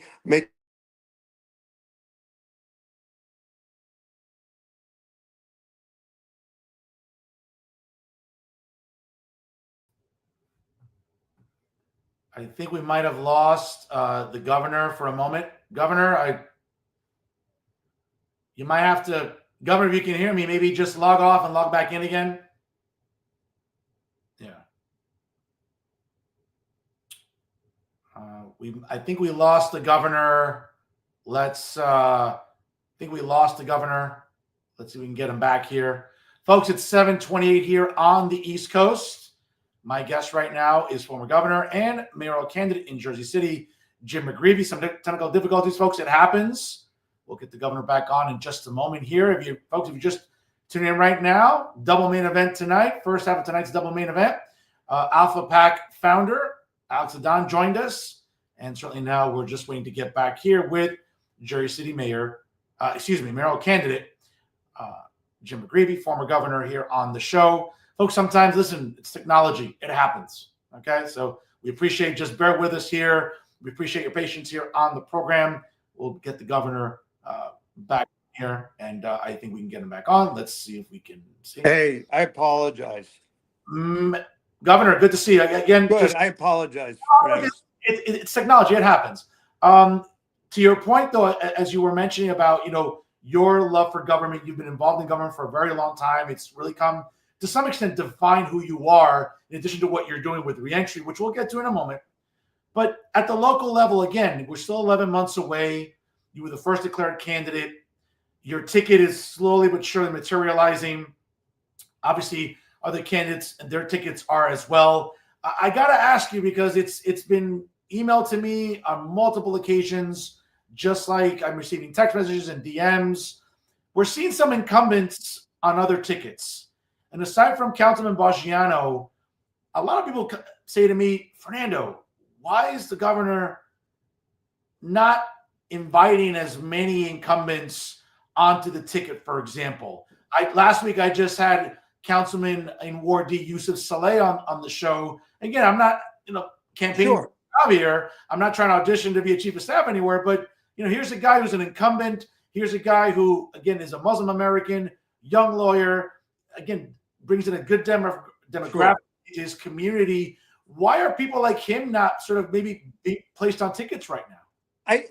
I think, Fernando, for me, when I look at the people that have been there, and I look at, whether it's in county government, in municipal government, I think what I'd like to change is to have a level of accountability. I want Jersey City folks to have a reborn faith that we can get things done. That I sense, maybe I'm right, maybe I'm wrong, a level of frustration when people call up about a complaint or a concern. They feel that it's not being answered. When they have a concern about a street, or they have, I've talked to people downtown in Ward E and C and D, where people have said, you know, even in the cases of a crime, they simply don't report it. So I think for me, it's about bringing about the right change, a healthy change, a level of hands-on government. Like, what I pride myself in, whether it was Easy Pass or the motor vehicle reform, is it was just, or in Woodbridge and building the recreational center, is being hands-on and bringing about the right kind of change. I mean, like, I've done town meetings. I'm doing another couple town meetings this month. I'll be doing more town meetings next month. I mean, my whole goal is being out there, listening to people, listening to their concerns, taking notes. And God willing, if people will have me as mayor, they'll know that I will work as hard as humanly possible to move the city in the right direction and to respond to their concerns. And sometimes you can, and sometimes you can't. But at least at a minimum, they know they'll have a mayor who's going to give them an answer, who's going to work hard, and who's going to be accessible. And so the reason why I would say to look at a McGreevey candidacy is not only because he's done this for 10 years in Woodbridge, not only because whether the state legislature, whatever the relationships, but it's also that he's driven as an executive to manage the city well. And so those are the areas. Look, at the end of the day, this is my last act. I joke that I'm going to walk down Stuyvesant to the cemetery where my grandmother's buried. But on a serious note, it's having that skill set that I think is required not only to control and to right our fiscal health, not only to provide for whether it's greater affordability on housing, being an advocate for renters, whether it's understanding the importance of building recreational opportunities, working with the police, working with the fire department to make sure they have the critical resources they need in a sensible level. So it's having that experience, I think, makes a difference. Being mayor, Fernando, is a tough job to learn in that desk. And I think the experience, God willing, that I have, the commitment and the work ethic, that's what's going to make a difference. If I was a Jersey City voter, I would say, hey, this knucklehead is going to work hard to try to bring about the right result. He's worth giving a chance. And I would also say, as to your previous question, is I think people want fresh faces, not part of the gang that's been there for the past, 8 years, 12 years, or even longer. But all right, let's bring in a level of professionalism, God willing, where we're going to have an increased measure of accountability. Well, let's talk about accountability. And, again, at the local level, Governor, this is a municipal race. It's a nonpartisan race. But Yes. to be fair, it's all Democrats running. And what do we learn just a couple months ago, right? What we learned is, again, at the local level, as I said, it's about issues that matter to residents. What did we see a couple months ago, right? We saw this again, and I'm the only. I think what you saw was, Fiorello LaGuardia had one of the greatest lines in local politics: "Is there's no Democratic or Republican way to fill a pothole." And I think that is hopefully, there are national issues, there are international issues. I want to be the local guy. So at the end of the day, when I walk across the street to my neighbor on Garrison Avenue, I've held the line on their property taxes, or I'm talking to renters that are senior citizens that feel that they're being eased out. I'm sitting there with attorneys working on our tenants' bill of rights, making sure I protect them, whether it's recreation for young kids, Fernando, there's no coordination. I shouldn't say there's no coordination, but there's not enough coordination between, streets paving and, say, for example, PSE&G. Like, part of this is you've got to hold people accountable. When PSE&G rips up a street, part of my job is going to make sure to go back to them and say, I want you to put that street back in the same condition that you found it. So part of this is, as a mayor, whatever department, and you talked about the MUA does some really good stuff, but part of it is the buck's got to stop with the mayor. And I would respectfully say that executive experience will help me to be the most effective mayor to drive that municipal agenda. I mean, Governor, again, as I just mentioned, a couple months ago, we saw what the national election, what climate it produced. And at the local level, again, and I'm the only journalist that talks about this because I don't embrace all the woke bullshit, all the identity nonsense. Again, in Jersey City, it's not about pronouns. I don't give a shit about pronouns. I don't care about trans issues. I care about getting garbage picked up, about the parking authority. I care about making sure the streets are safer, not just in downtown, but all throughout Jersey City. It's almost like I'm afraid that at the local level, I don't want to see this sort of fixation. I know you're not doing it, but I want to make sure that the candidates that are running avoid this fixation on national issues. No one cares about reproductive rights. It's codified into state law. Well, I don't know if I go, but but your point is that that's more of a national issue or state issue. But again, but because it's Democrats running, I'm just afraid. I don't want to see, again, all the woke bullshit because no one cares. People care about their property taxes, Governor. People care about, again, whether or not more and more residents have to apply for a carry permit because maybe, the Jersey Police Department isn't as maybe staffed as much as it should, and people are concerned about crime or they're concerned about property taxes and rent. The last thing I want to see during this cycle is identity nonsense and all this stuff about, trans rights and this. No one cares. I don't. I care about the issues for residents, Governor. Yeah, and I think, Fernando, if you're looking at, obviously there's a governor's race. We just had a presidential election.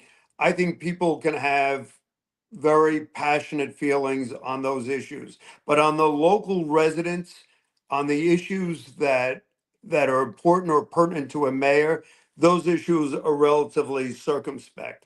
So while I may disagree with Fernando on A, B, C, or X, Y, Z, at the end of the day, what's important to me, and I think what's important to Fernando, what's important to Mrs.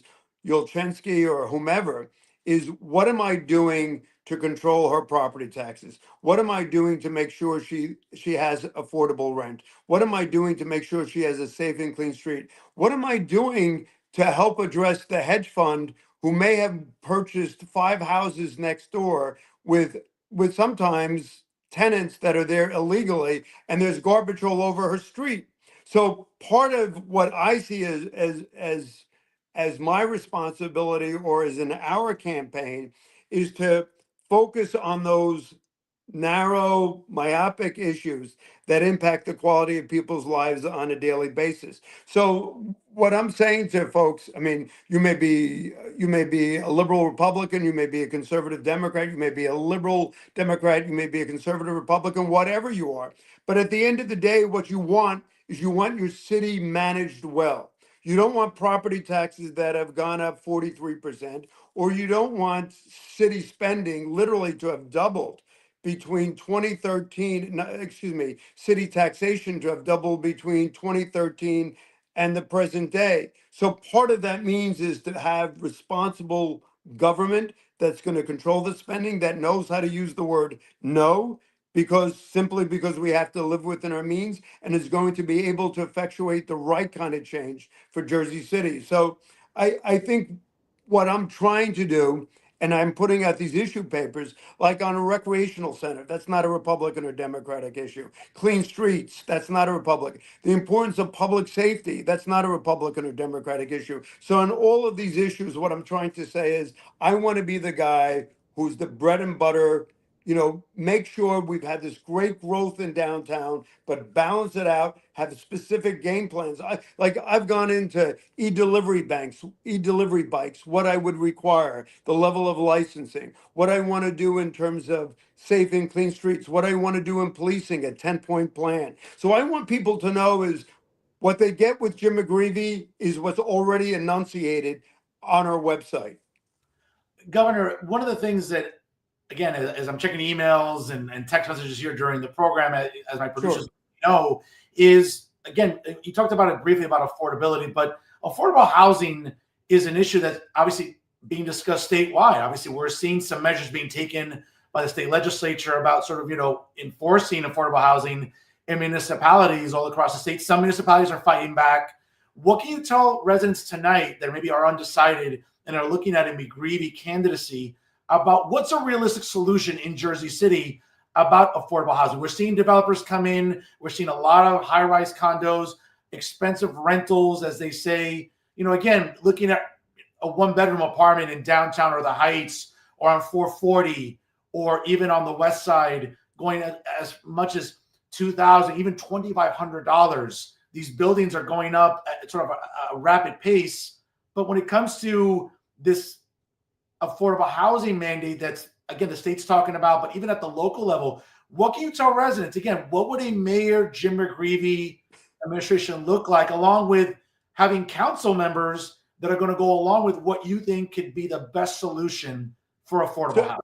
So I mean, we already have inclusionary zoning ordinance in Jersey City, and perhaps that could be reviewed. But I also think, Fernando, you have distressed properties all across Jersey City. And one of the things that I saw was a real opportunity is to look at utilizing these distressed properties to have exclusive affordable housing within these properties. So what I see is whether it's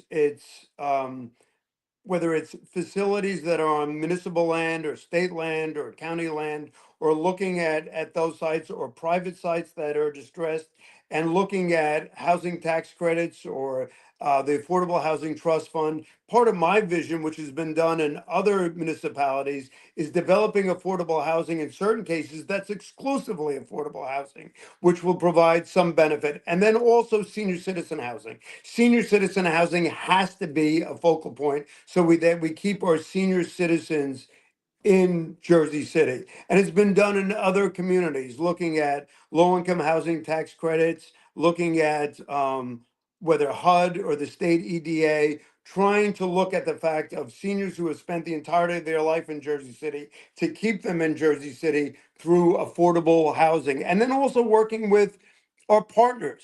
I mean, when you're looking at the AFL-CIO, you're looking at the building trades, you're looking at other partners, whether banks, other state and federal agencies that want to work cooperatively with Jersey City for not just affordable housing, Fernando, but also workforce housing. And that is for the fireman, for the police officer, for the teacher, for the middle income, so they can also afford to stay and live in Jersey City. That's also critical, is workforce housing in addition to affordable housing.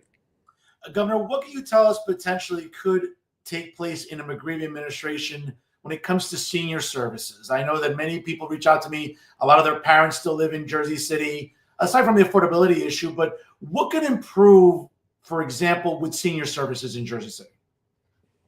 So senior services, when I was in Woodbridge, and Mayor McCormick, continued is done a tremendous job. But part of what I see is three things. One is healthcare.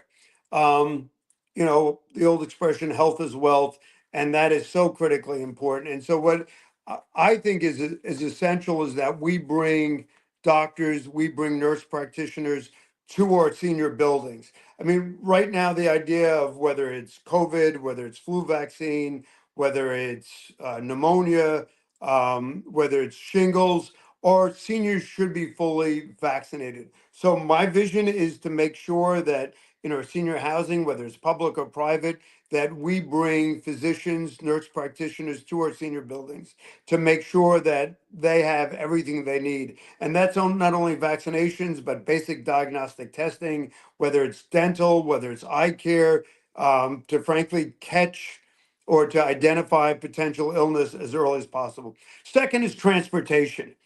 I mean, I see the purple jitneys parked across 398 MLK. There are a lot of challenges. I would basically revamp the entire transportation system for seniors in Jersey City.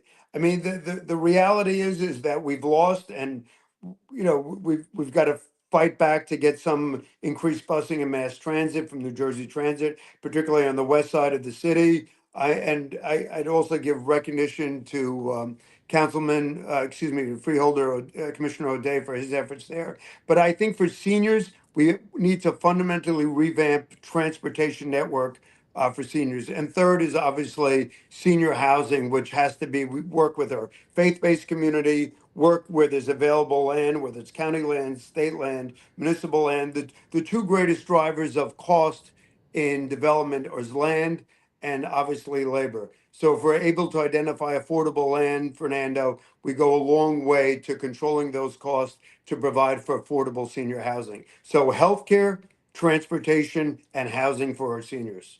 Well said, Governor. Folks, if you're just joining us live right now, it's 7:45 here on the East Coast. My guest here during the evening's second half of tonight's double main event is former governor and Jersey mayoral candidate Jim McGreevey.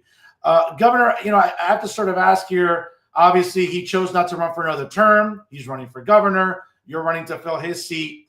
Obviously, we can sort of maybe look at it through different lenses, but how would you define the legacy of Stephen Fulop, obviously, as he's completing 12 years as the mayor of Jersey City? Well, I think the mayor, whether it's you go back to Mayor McCann, you look at Mayor McCann, you look at all the mayors um, from Mayor McCann to the present day to Mayor Fulop, and you've seen this remarkable transformation in downtown. And so I think that the mayor needs to be recognized for those development partnerships that have obviously yielded an incredible private economic investment, capital investment in downtown. I think some of the challenges are, though, in other parts of the city, frankly, Fernando, that there might not been as much of attention or there wasn't as much of attention paid. And I think there are concerns, whether there's infrastructure concerns in terms of roads, in terms of sewers, in terms of utilities, open space, even some affordable development. And the other thing that I would say downtown is I think we've got to be mindful of what's preserving what's left of open space. I think that's so important, whether it's the Bergen Arches or any other opportunity for open space or greenway.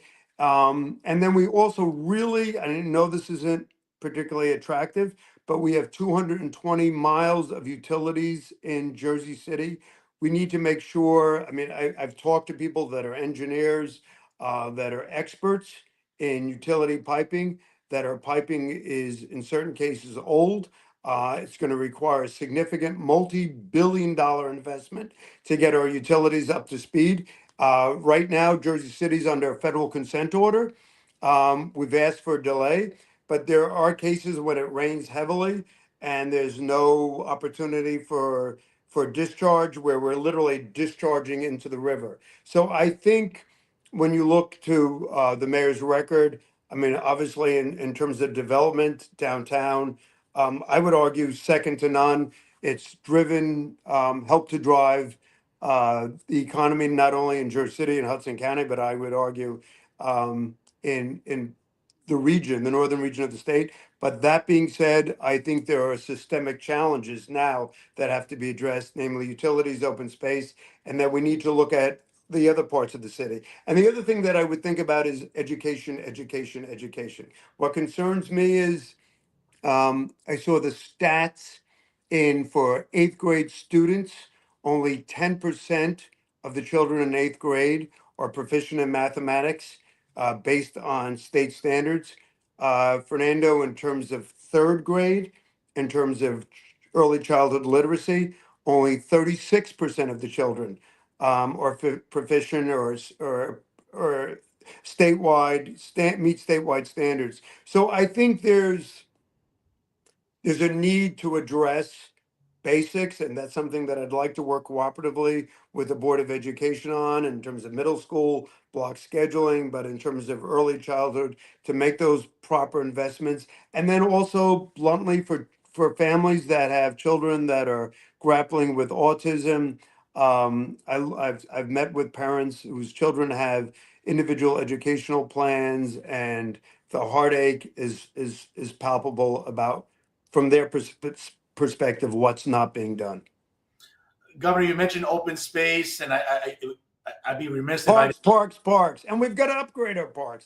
well, That to me is essential. Upgrading parks, upgrading recreational spaces, so that at the end of the day, that's where community is, and that's where people need to be able to, whether it's a picnic or a walk or an opportunity. Those areas are so important. So I think that's an area. Like, look at, I'm so delighted with what's happened with the reservoir, and obviously that's a credit to all concerned. No, certainly. Again, the reason I bring up open space is even though it's a state park, it still remains a very big topic of conversation. That's Liberty State Park. And Yeah. certainly, you become mayor. Obviously, I know it's a state issue, but regardless of whoever becomes governor later on in the year, again, the same time as you're running for mayor, it's that same election, obviously coming up in November. You know, how involved would you like to be in the process of determining what happens to Liberty State Park? There seems to be a lot of conflict about what should go on there. I've talked to, for example, Bob Hurley, former St. Anthony's coach, and basketball Hall of Famer Bob Hurley on this program. Try to get other activists on this show to talk about what's the future of Liberty State Park. Again, I'm someone that believes that, listen, we should have more open space. We want green space, but if a part of Liberty State Park gets used for a small amphitheater or a small or other recreational facilities that could help, not just Jersey City residents, but Hudson County residents in general, I don't think that's a bad thing, but that still gets met with a lot of opposition. Again, should you become mayor, where do you see Liberty State Park going, and how involved do you want to be in what happens there?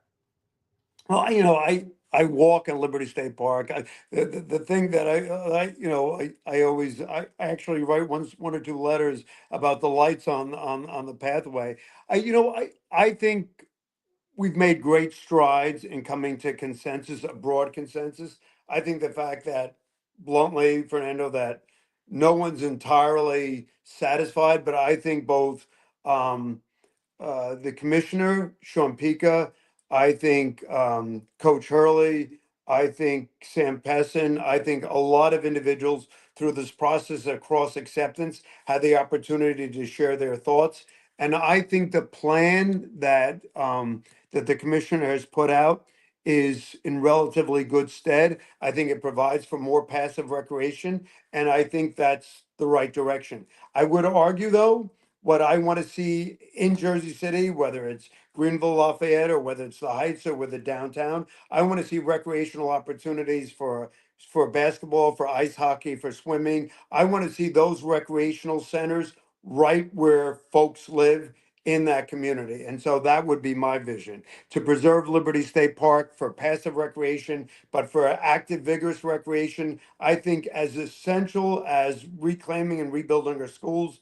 As mayor after 4 years, I want to make a commitment to have 4 recreational centers in the quadrants of the city to make sure that families, children, young people have access to active recreation. Governor, tell me about your ticket. I know we have Councilman Balgiano, one of the incumbents, running with you. What do you want to share about the rest of your ticket? I know it's not completed yet, but Sure. We're running right now. What do residents have to look forward to? Again, listen, like anything else, the mayoral candidate is trying to pull everybody across the finish line. That's not an insult to anybody. That's just the way it works. What can you tell us about your council candidates and what differentiates them from everybody else running?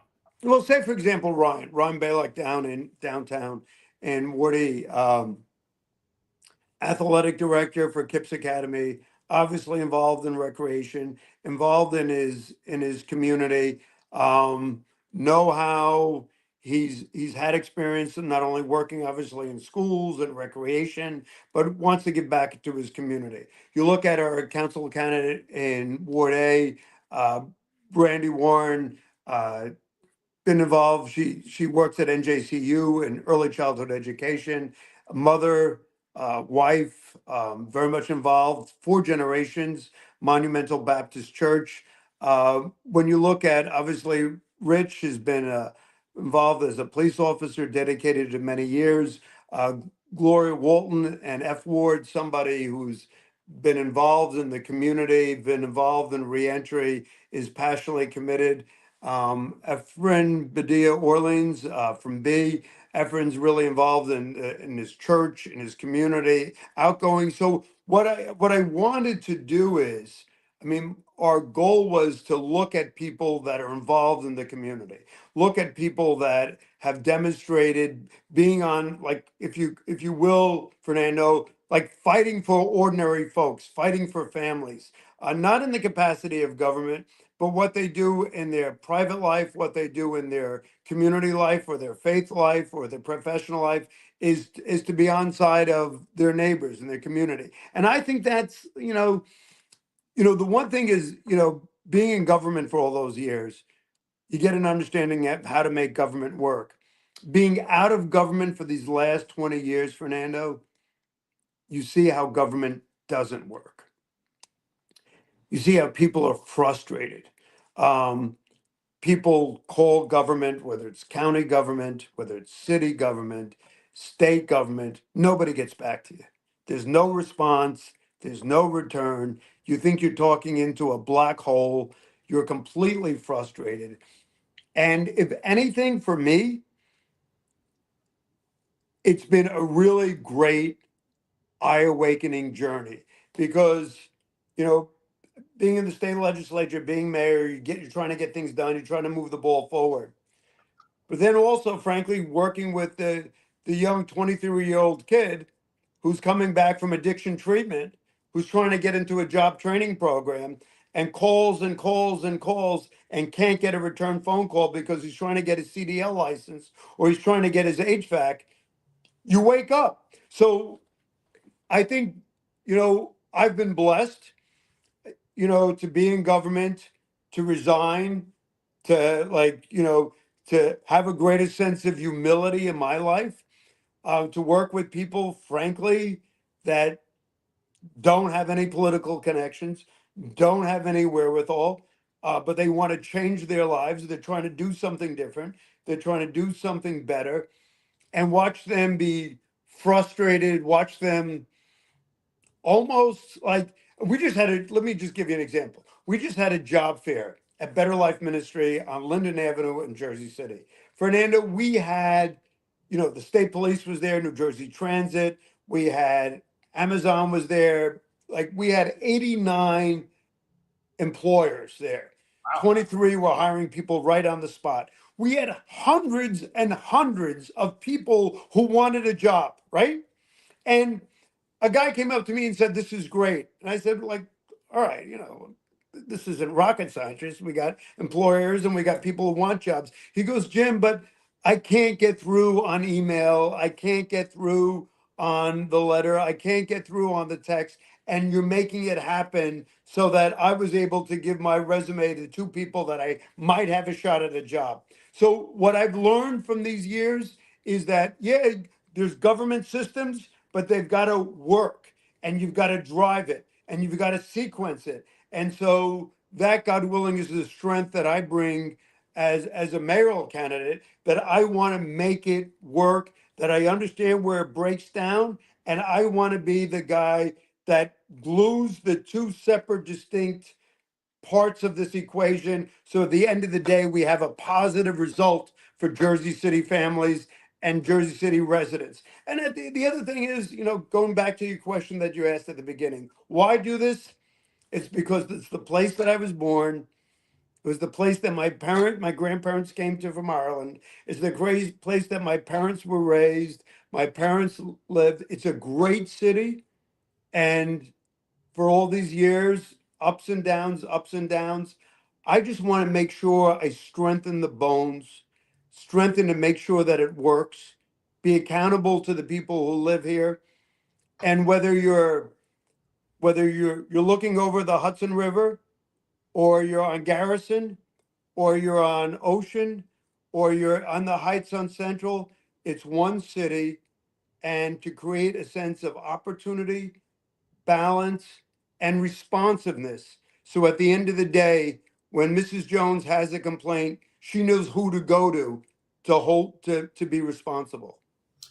Governor, before I let you go, you mentioned the word journey, and certainly I think it's important to talk about your journey. Certainly, a lot of people look at your life story as very compelling. Certainly, based on redemption. There's a lot's been said about your life story, and I know that over the summer, for example, I was one of like the 9 people that watched CNN because nobody watches that garbage network. But there's a lot been said, whether it's that awful documentary by Jake Tapper, whether it's people that have had things to say about your life journey, your redemption, finding religion, working in reentry. I've seen it firsthand. I've gone to the Reentry Corporation office. I know you have. Thank you, Fernando.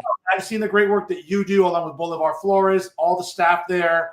There's a lot to be said about your journey. And a lot of people are just thinking, hey, maybe this is a full circle moment for Jim McGreevey should he win in November. When you think about the way your journey is being depicted, what do people get wrong? Nobody's ever asked me that. Well, again, I'm a different type of I'm a real journalist. I ask real questions also.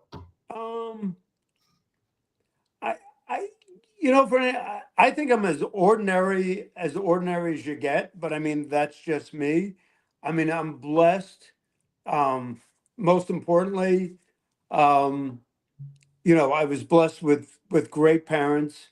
I'm blessed with two phenomenal daughters. Last night, Fernand, I was watching Wicked with my daughter, with Jacqueline, my younger daughter, and she was getting upset because I was hitting the advance, and she goes, "No, you're missing the good parts," and I'm like, "Oh, good Lord." I mean, to be honest, I mean, are there any good parts in Wicked? I mean, yes, there are. Well, yeah, there are. Don't get me that. I went back and forth with Jacqueline on this, but I think, at the end of the day, it's at the end of the day, you realize this journey doesn't go on forever, and so it's what you leave. Winston Churchill had that great line: "We make a living by what we get. We make a life by what we give."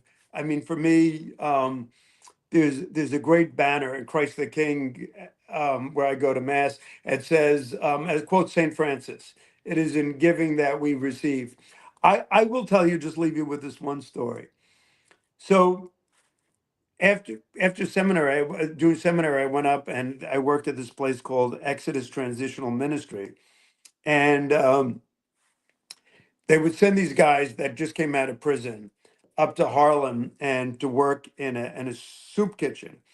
And these guys did what they call football time. I mean, just considerable. And they were watching these little kids, these young kids coming up and asking for a tray of food. And obviously, when you start serving somebody else, you get out of yourself. For me, I think the greatest gift has been my family, my faith, an opportunity to serve. For me, this is full circle. When I was at JSIP, I would pass Clark Street every day. My mom was at 221 Clark Street. My dad's house isn't there anymore. He was at 50 Lafayette, but we were Arlington Avenue. So for me, it's my daughter gets upset when I say this, my younger daughter, but it is my last act. And I think over time, I've built up a skill set that's going to pay dividends for Jersey City if they so decide that I'm the person to do it. And I'm gonna work my backside off. It's the only thing that I know. And God willing, I just would appreciate people's consideration for that opportunity.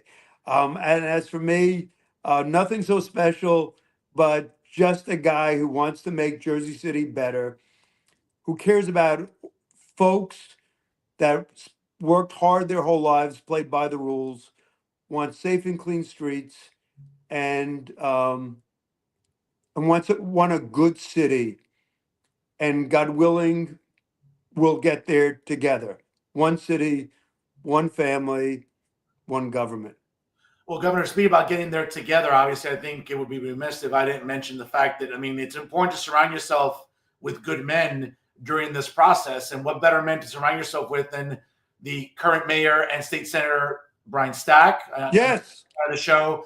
And I know he loves my show. He's come on there, one of the few journalists he'll talk to, because I'm trustworthy, unlike the rest of my colleagues in the field. But also Craig Guy, the current executive and the chair of the Hudson County Democratic Organization. Again, it's a nonpartisan election. And can I just talk to you about those two guys? Sure. Like when you're in the Heights and people look literally over the road, by Washington Park, and they look at at Union City and they look at the streets being paved, they look at the parking spaces clearly marked.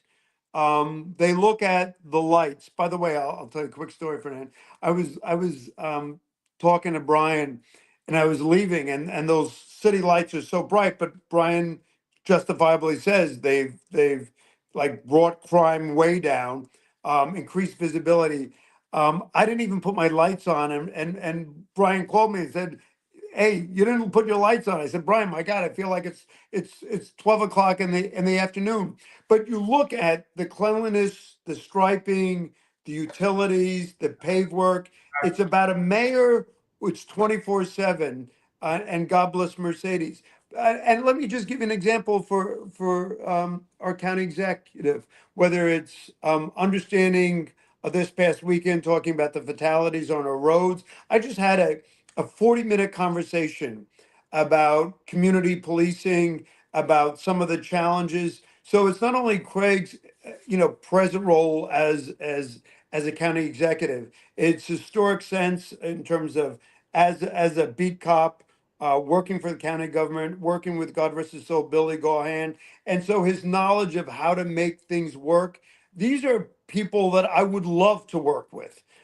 These are individuals that I think working together, working as a team, we really move Jersey City forward. And lastly, we've got to make Trenton part of this. We've got to change that funding formula for public education for Jersey City schools. Sure, we've had all this growth in income in Jersey City, but when you look at to the children that are in Jersey City schools historically, they need to provide that extra measure of opportunity. So all of this is about partnerships. It's about teamwork. It's understanding the importance of relationships as you do and bringing people together, developing a plan. My dad used to say it, and it's still on my desk every day, Fernand. Plan your work and work your plan. Plan your work and work your plan. Every day I have a list of goals. Every day, by the end of the day, I either accomplish, God willing, most of them or some of them, and I go back tomorrow. But that's the kind of mayor I want to be. Plan your work and work your plan so that together we work this plan to address Jersey City's challenges to move our city forward.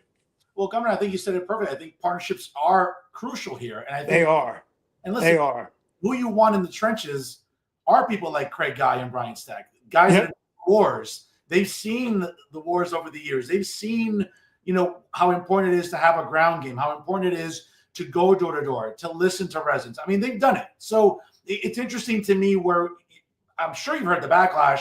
Some of your opponents in this race have been like, well, we don't like Jim McGreevey, again, associating himself with people maybe that aren't in Jersey City. But the reality is that partnerships are important, to your point, about people that have been there, people that have done this. And listen, I don't just say because he's a fan of the show and he's a good friend of mine and he's a fellow Cowboys fan, a member of Cowboy Nation, but there isn't a harder working mayor in New Jersey than Brian Stack, who, again, I don't know if he sleeps.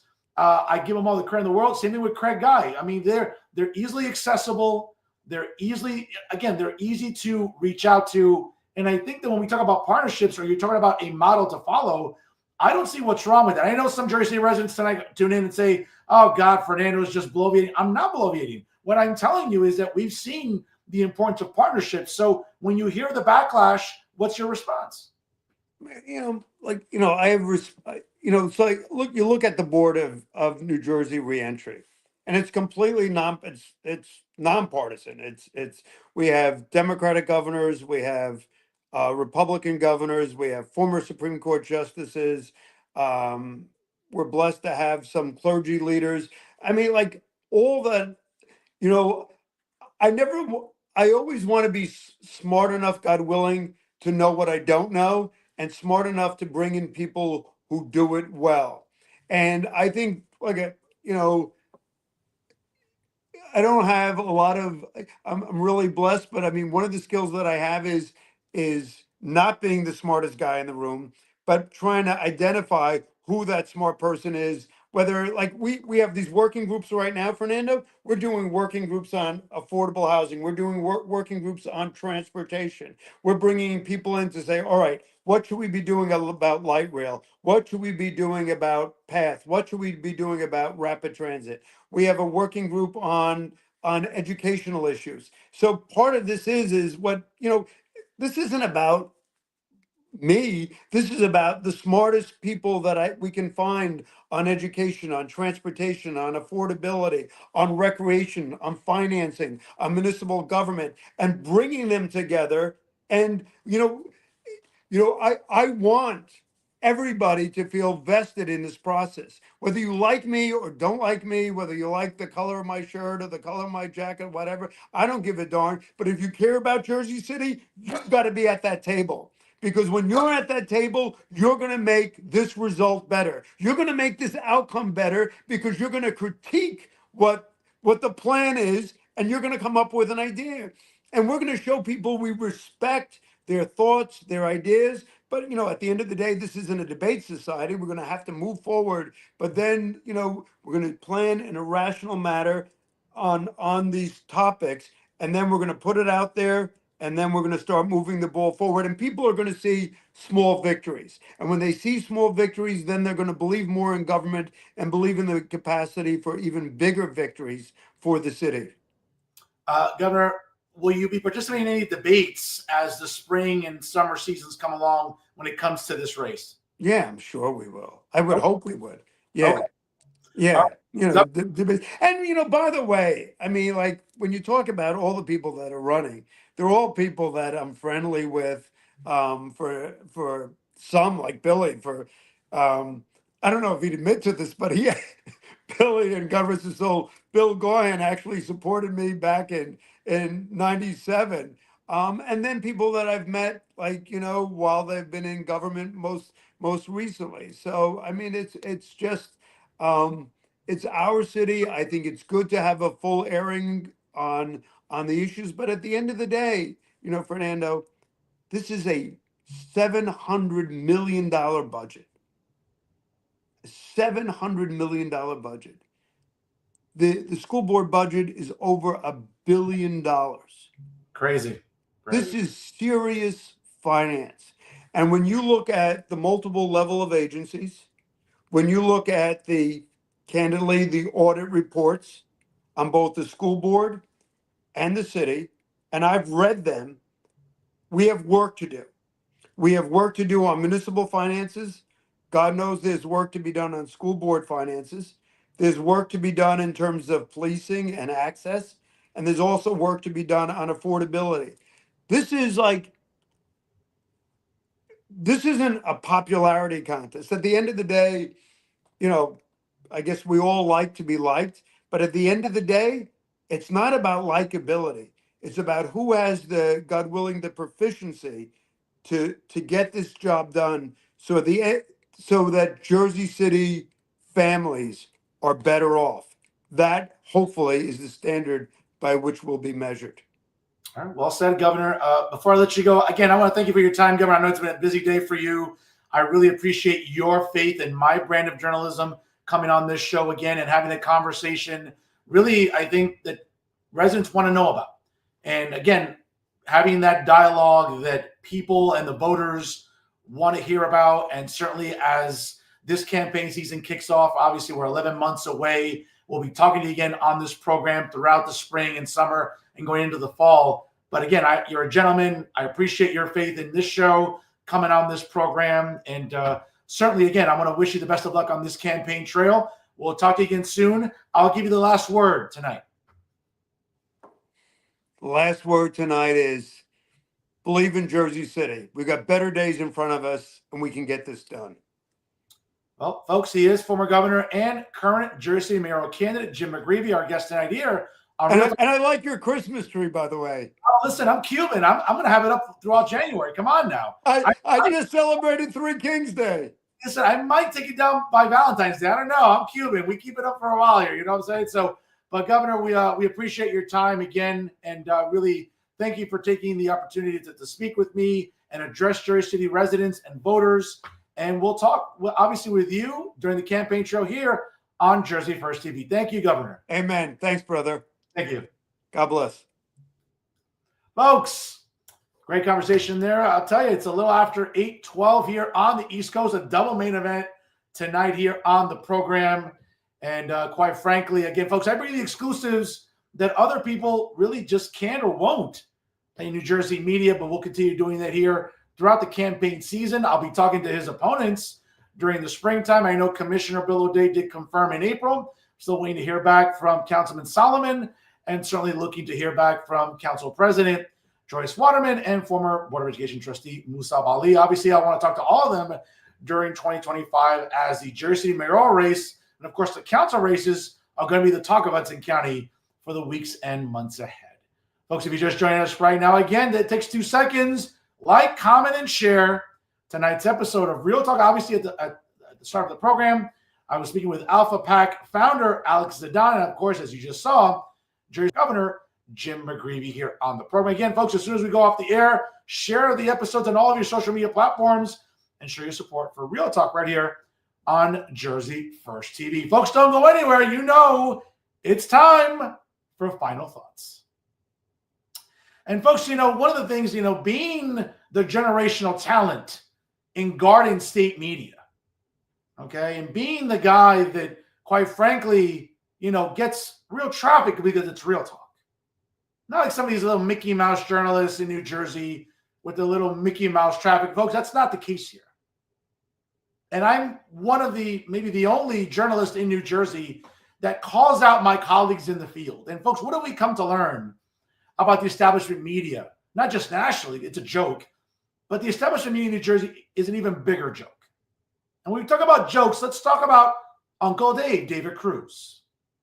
Folks, again, one of the laziest people I've ever seen in New Jersey media. Listen, folks, it's interesting because crossing guards, and they're all great men and women, have more of a work ethic and work more than David Cruz.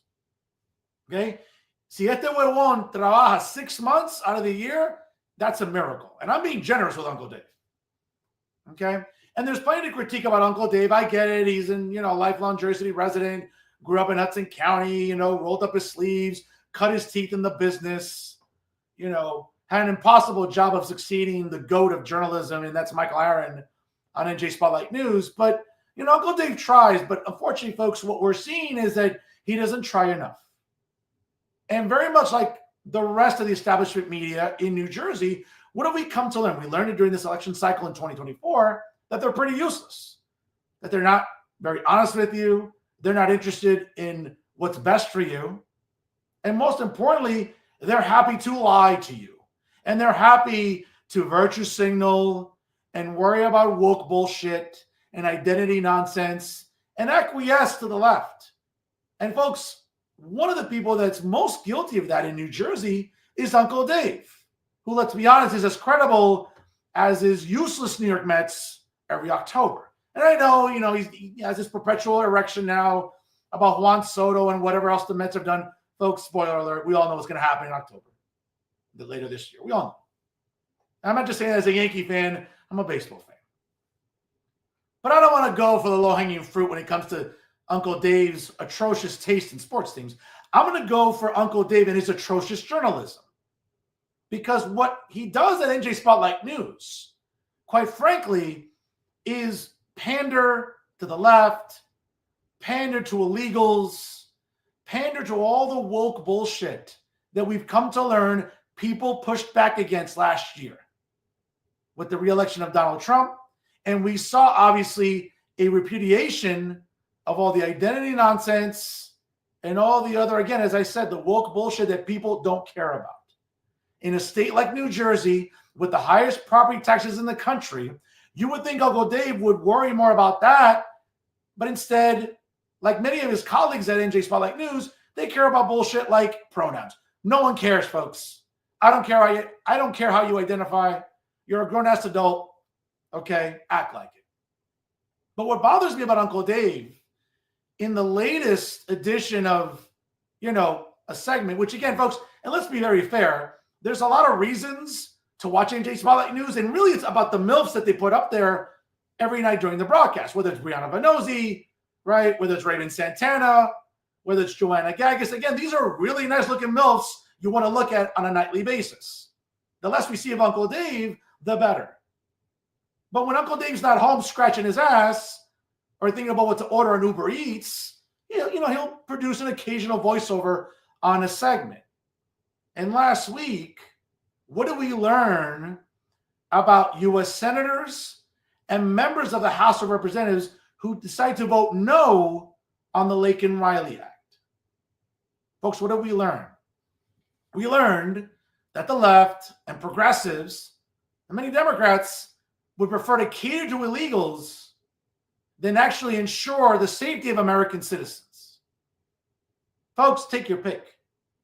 Kate Steinle in San Francisco, the poor woman who got burned on a subway coming from Brooklyn, whether it's Laken-Riley, whether it's the sexual assault of minors by illegals. What do we all come to learn, folks? Illegals are committing crimes at record levels.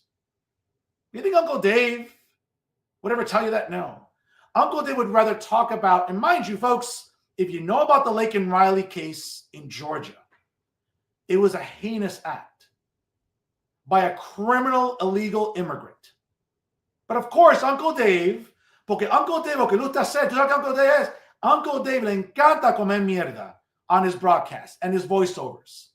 He has the audacity to call this animal an undocumented migrant. No, David, he's a criminal illegal alien. He's a criminal illegal immigrant. Deja de comer tanta mierda with all your identity nonsense and your virtue sin, because you're really good at that.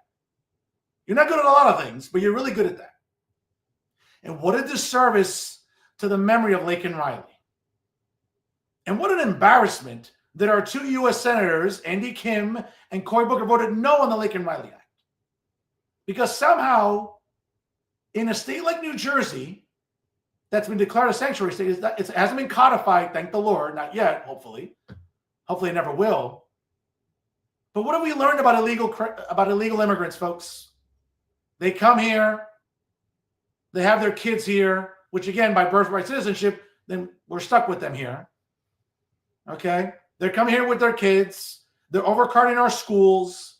They're destroying our quality of life in our neighborhoods. They're overcrowding apartments, destroying real estate. Folks, but again, you would think that Uncle Dave would be just a little bit intellectually honest and talk about it. But no. When talking about who killed Laken-Riley in such a heinous manner, no, David, call him what he is. He's a criminal illegal. But no, again, because Uncle Dave le encanta comer mierda. I mean, le encanta comer anyway. If you look at Uncle Dave, you can tell what I'm talking about. But Uncle Dave le encanta comer mierda with coddling illegals. So it's hard to respect Uncle Dave. Okay? And I'm sorry, David, I know that I'm mixing English with Spanish. I know since you don't speak a lick of Spanish anyway, other than what Google Translate will tell you, and you struggle to pronounce, the problem is what we're seeing is you pandering once again.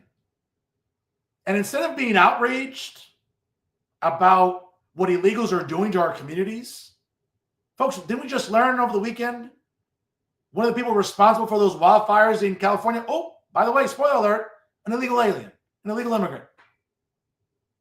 What are we seeing here in New Jersey? We're seeing illegals destroy our communities. Do you think once Uncle Dave would talk about that? Of course not. That will require Uncle Dave to have, wait for it, that pesky 4-syllable word, integrity. We all know he doesn't have any. And of course, you would think that if we're going to have a serious discussion about the harmful effects of illegal immigration, of course, what does he do? He'll invite clowns such as Eric Cruz. Folks, tú puedes creer, this is a grown man, I would think, right? He looks like a child here. You would think that a grown man representing even the most garbage organizations like the New Jersey Alliance for Immigrant Justice will look somewhat presentable on TV. But este niño feels that it's appropriate to just wear a baseball cap and a hoodie. Bro, what are you, at study hall? Are you at the student center at your local college or university? You want me to take you and the organization seriously? Then look serious. But even beyond that, these are the people that Uncle Dave will coddle and cater to and look to get some sort of feedback about what's going on. Now, of course, Amy Torres was busy, either, I don't know, deciding what to order on Uber Eats or feeding one of her 7 cats or how many Starbucks cappuccinos to buy, because again, doesn't really have a very difficult job being the executive director of this garbage organization. So, of course, she'll send this clown out there. And, of course, Uncle Dave is more than happy to acquiesce to these garbage organizations because he's not serious about looking at the harmful effects of illegal immigration. But he's the first one to get triggered when people talk about the south side of Jersey where he lives, which is a shithole, which, again, that's true. And it's funny because I remember I had the displeasure of interacting with Uncle Dave some years ago when Michael Aaron invited me on multiple occasions to Reporters Roundtable. Okay? He'd rather have the least photogenic people or people who are charisma vacuums on Reporters Roundtable than actually have, photogenic, intellectually stimulating journalists on Reporters Roundtables like myself. But, again, I'm not going to tell Dave how to do his job. But for a guy like Uncle Dave who got really triggered and thinks that people dog whistle when they talk about the south side of Jersey City where he lives, which, folks, let's be honest, there's a large portion of the south side that is a shithole. That's not, that's not opinion. That's not defamatory. That's fact. We all have eyes. We can go throughout Bergen Avenue, Martin Luther King Drive, whatever. Yeah, folks, it's a shithole. Okay? Stop getting so sensitive about it, especially David Cruz. But in a time when we have to take the harmful effects of illegal immigration seriously, folks, look who Uncle Dave has. These aren't serious people. And we need serious people because we have serious problems and we want serious solutions. And unfortunately, when it comes to that, we can't take Uncle Dave seriously. If you want to have prominent speakers and people that want to talk about this issue in an intellectually honest manner, folks, having people like this guy and Amy Torres and all these other garbage organizations, take your pick, folks. Make the Road New Jersey, the Latino Action Network, the New Jersey Citizens Project, Working Families Party, take your pick, folks.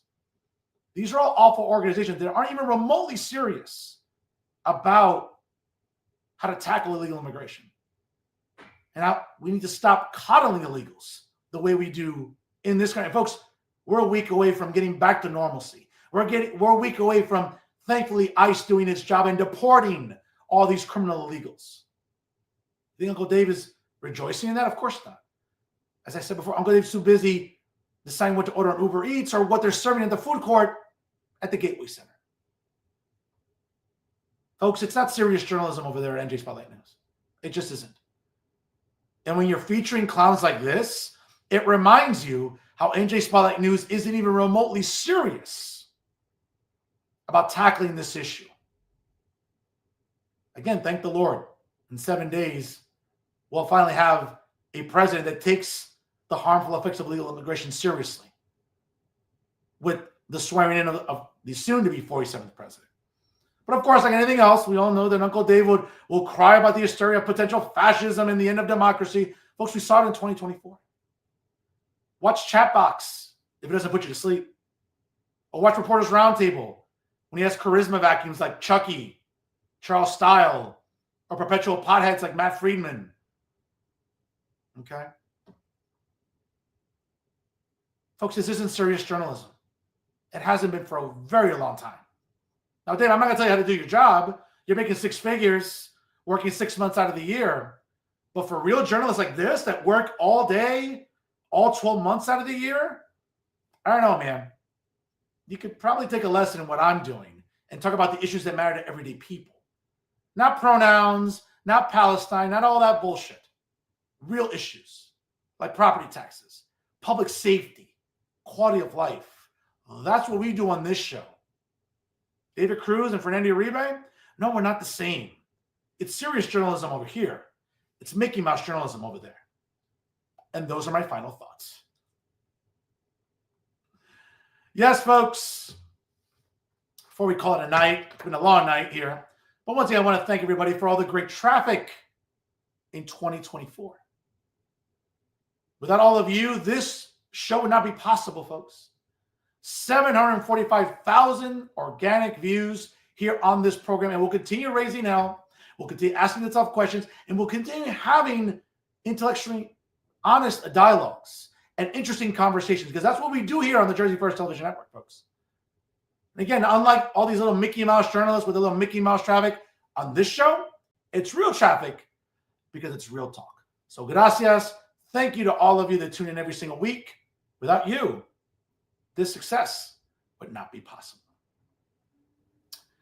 Folks, and I can't say enough, we're 7 days away, the end of an era. These last 4 years have been hell. And I got to tell you, folks, it's, I'm not sure if you reveled in it like I did last week. Wasn't it golden to see Kamala Harris have to certify her own election loss? Oh, folks, it was amazing.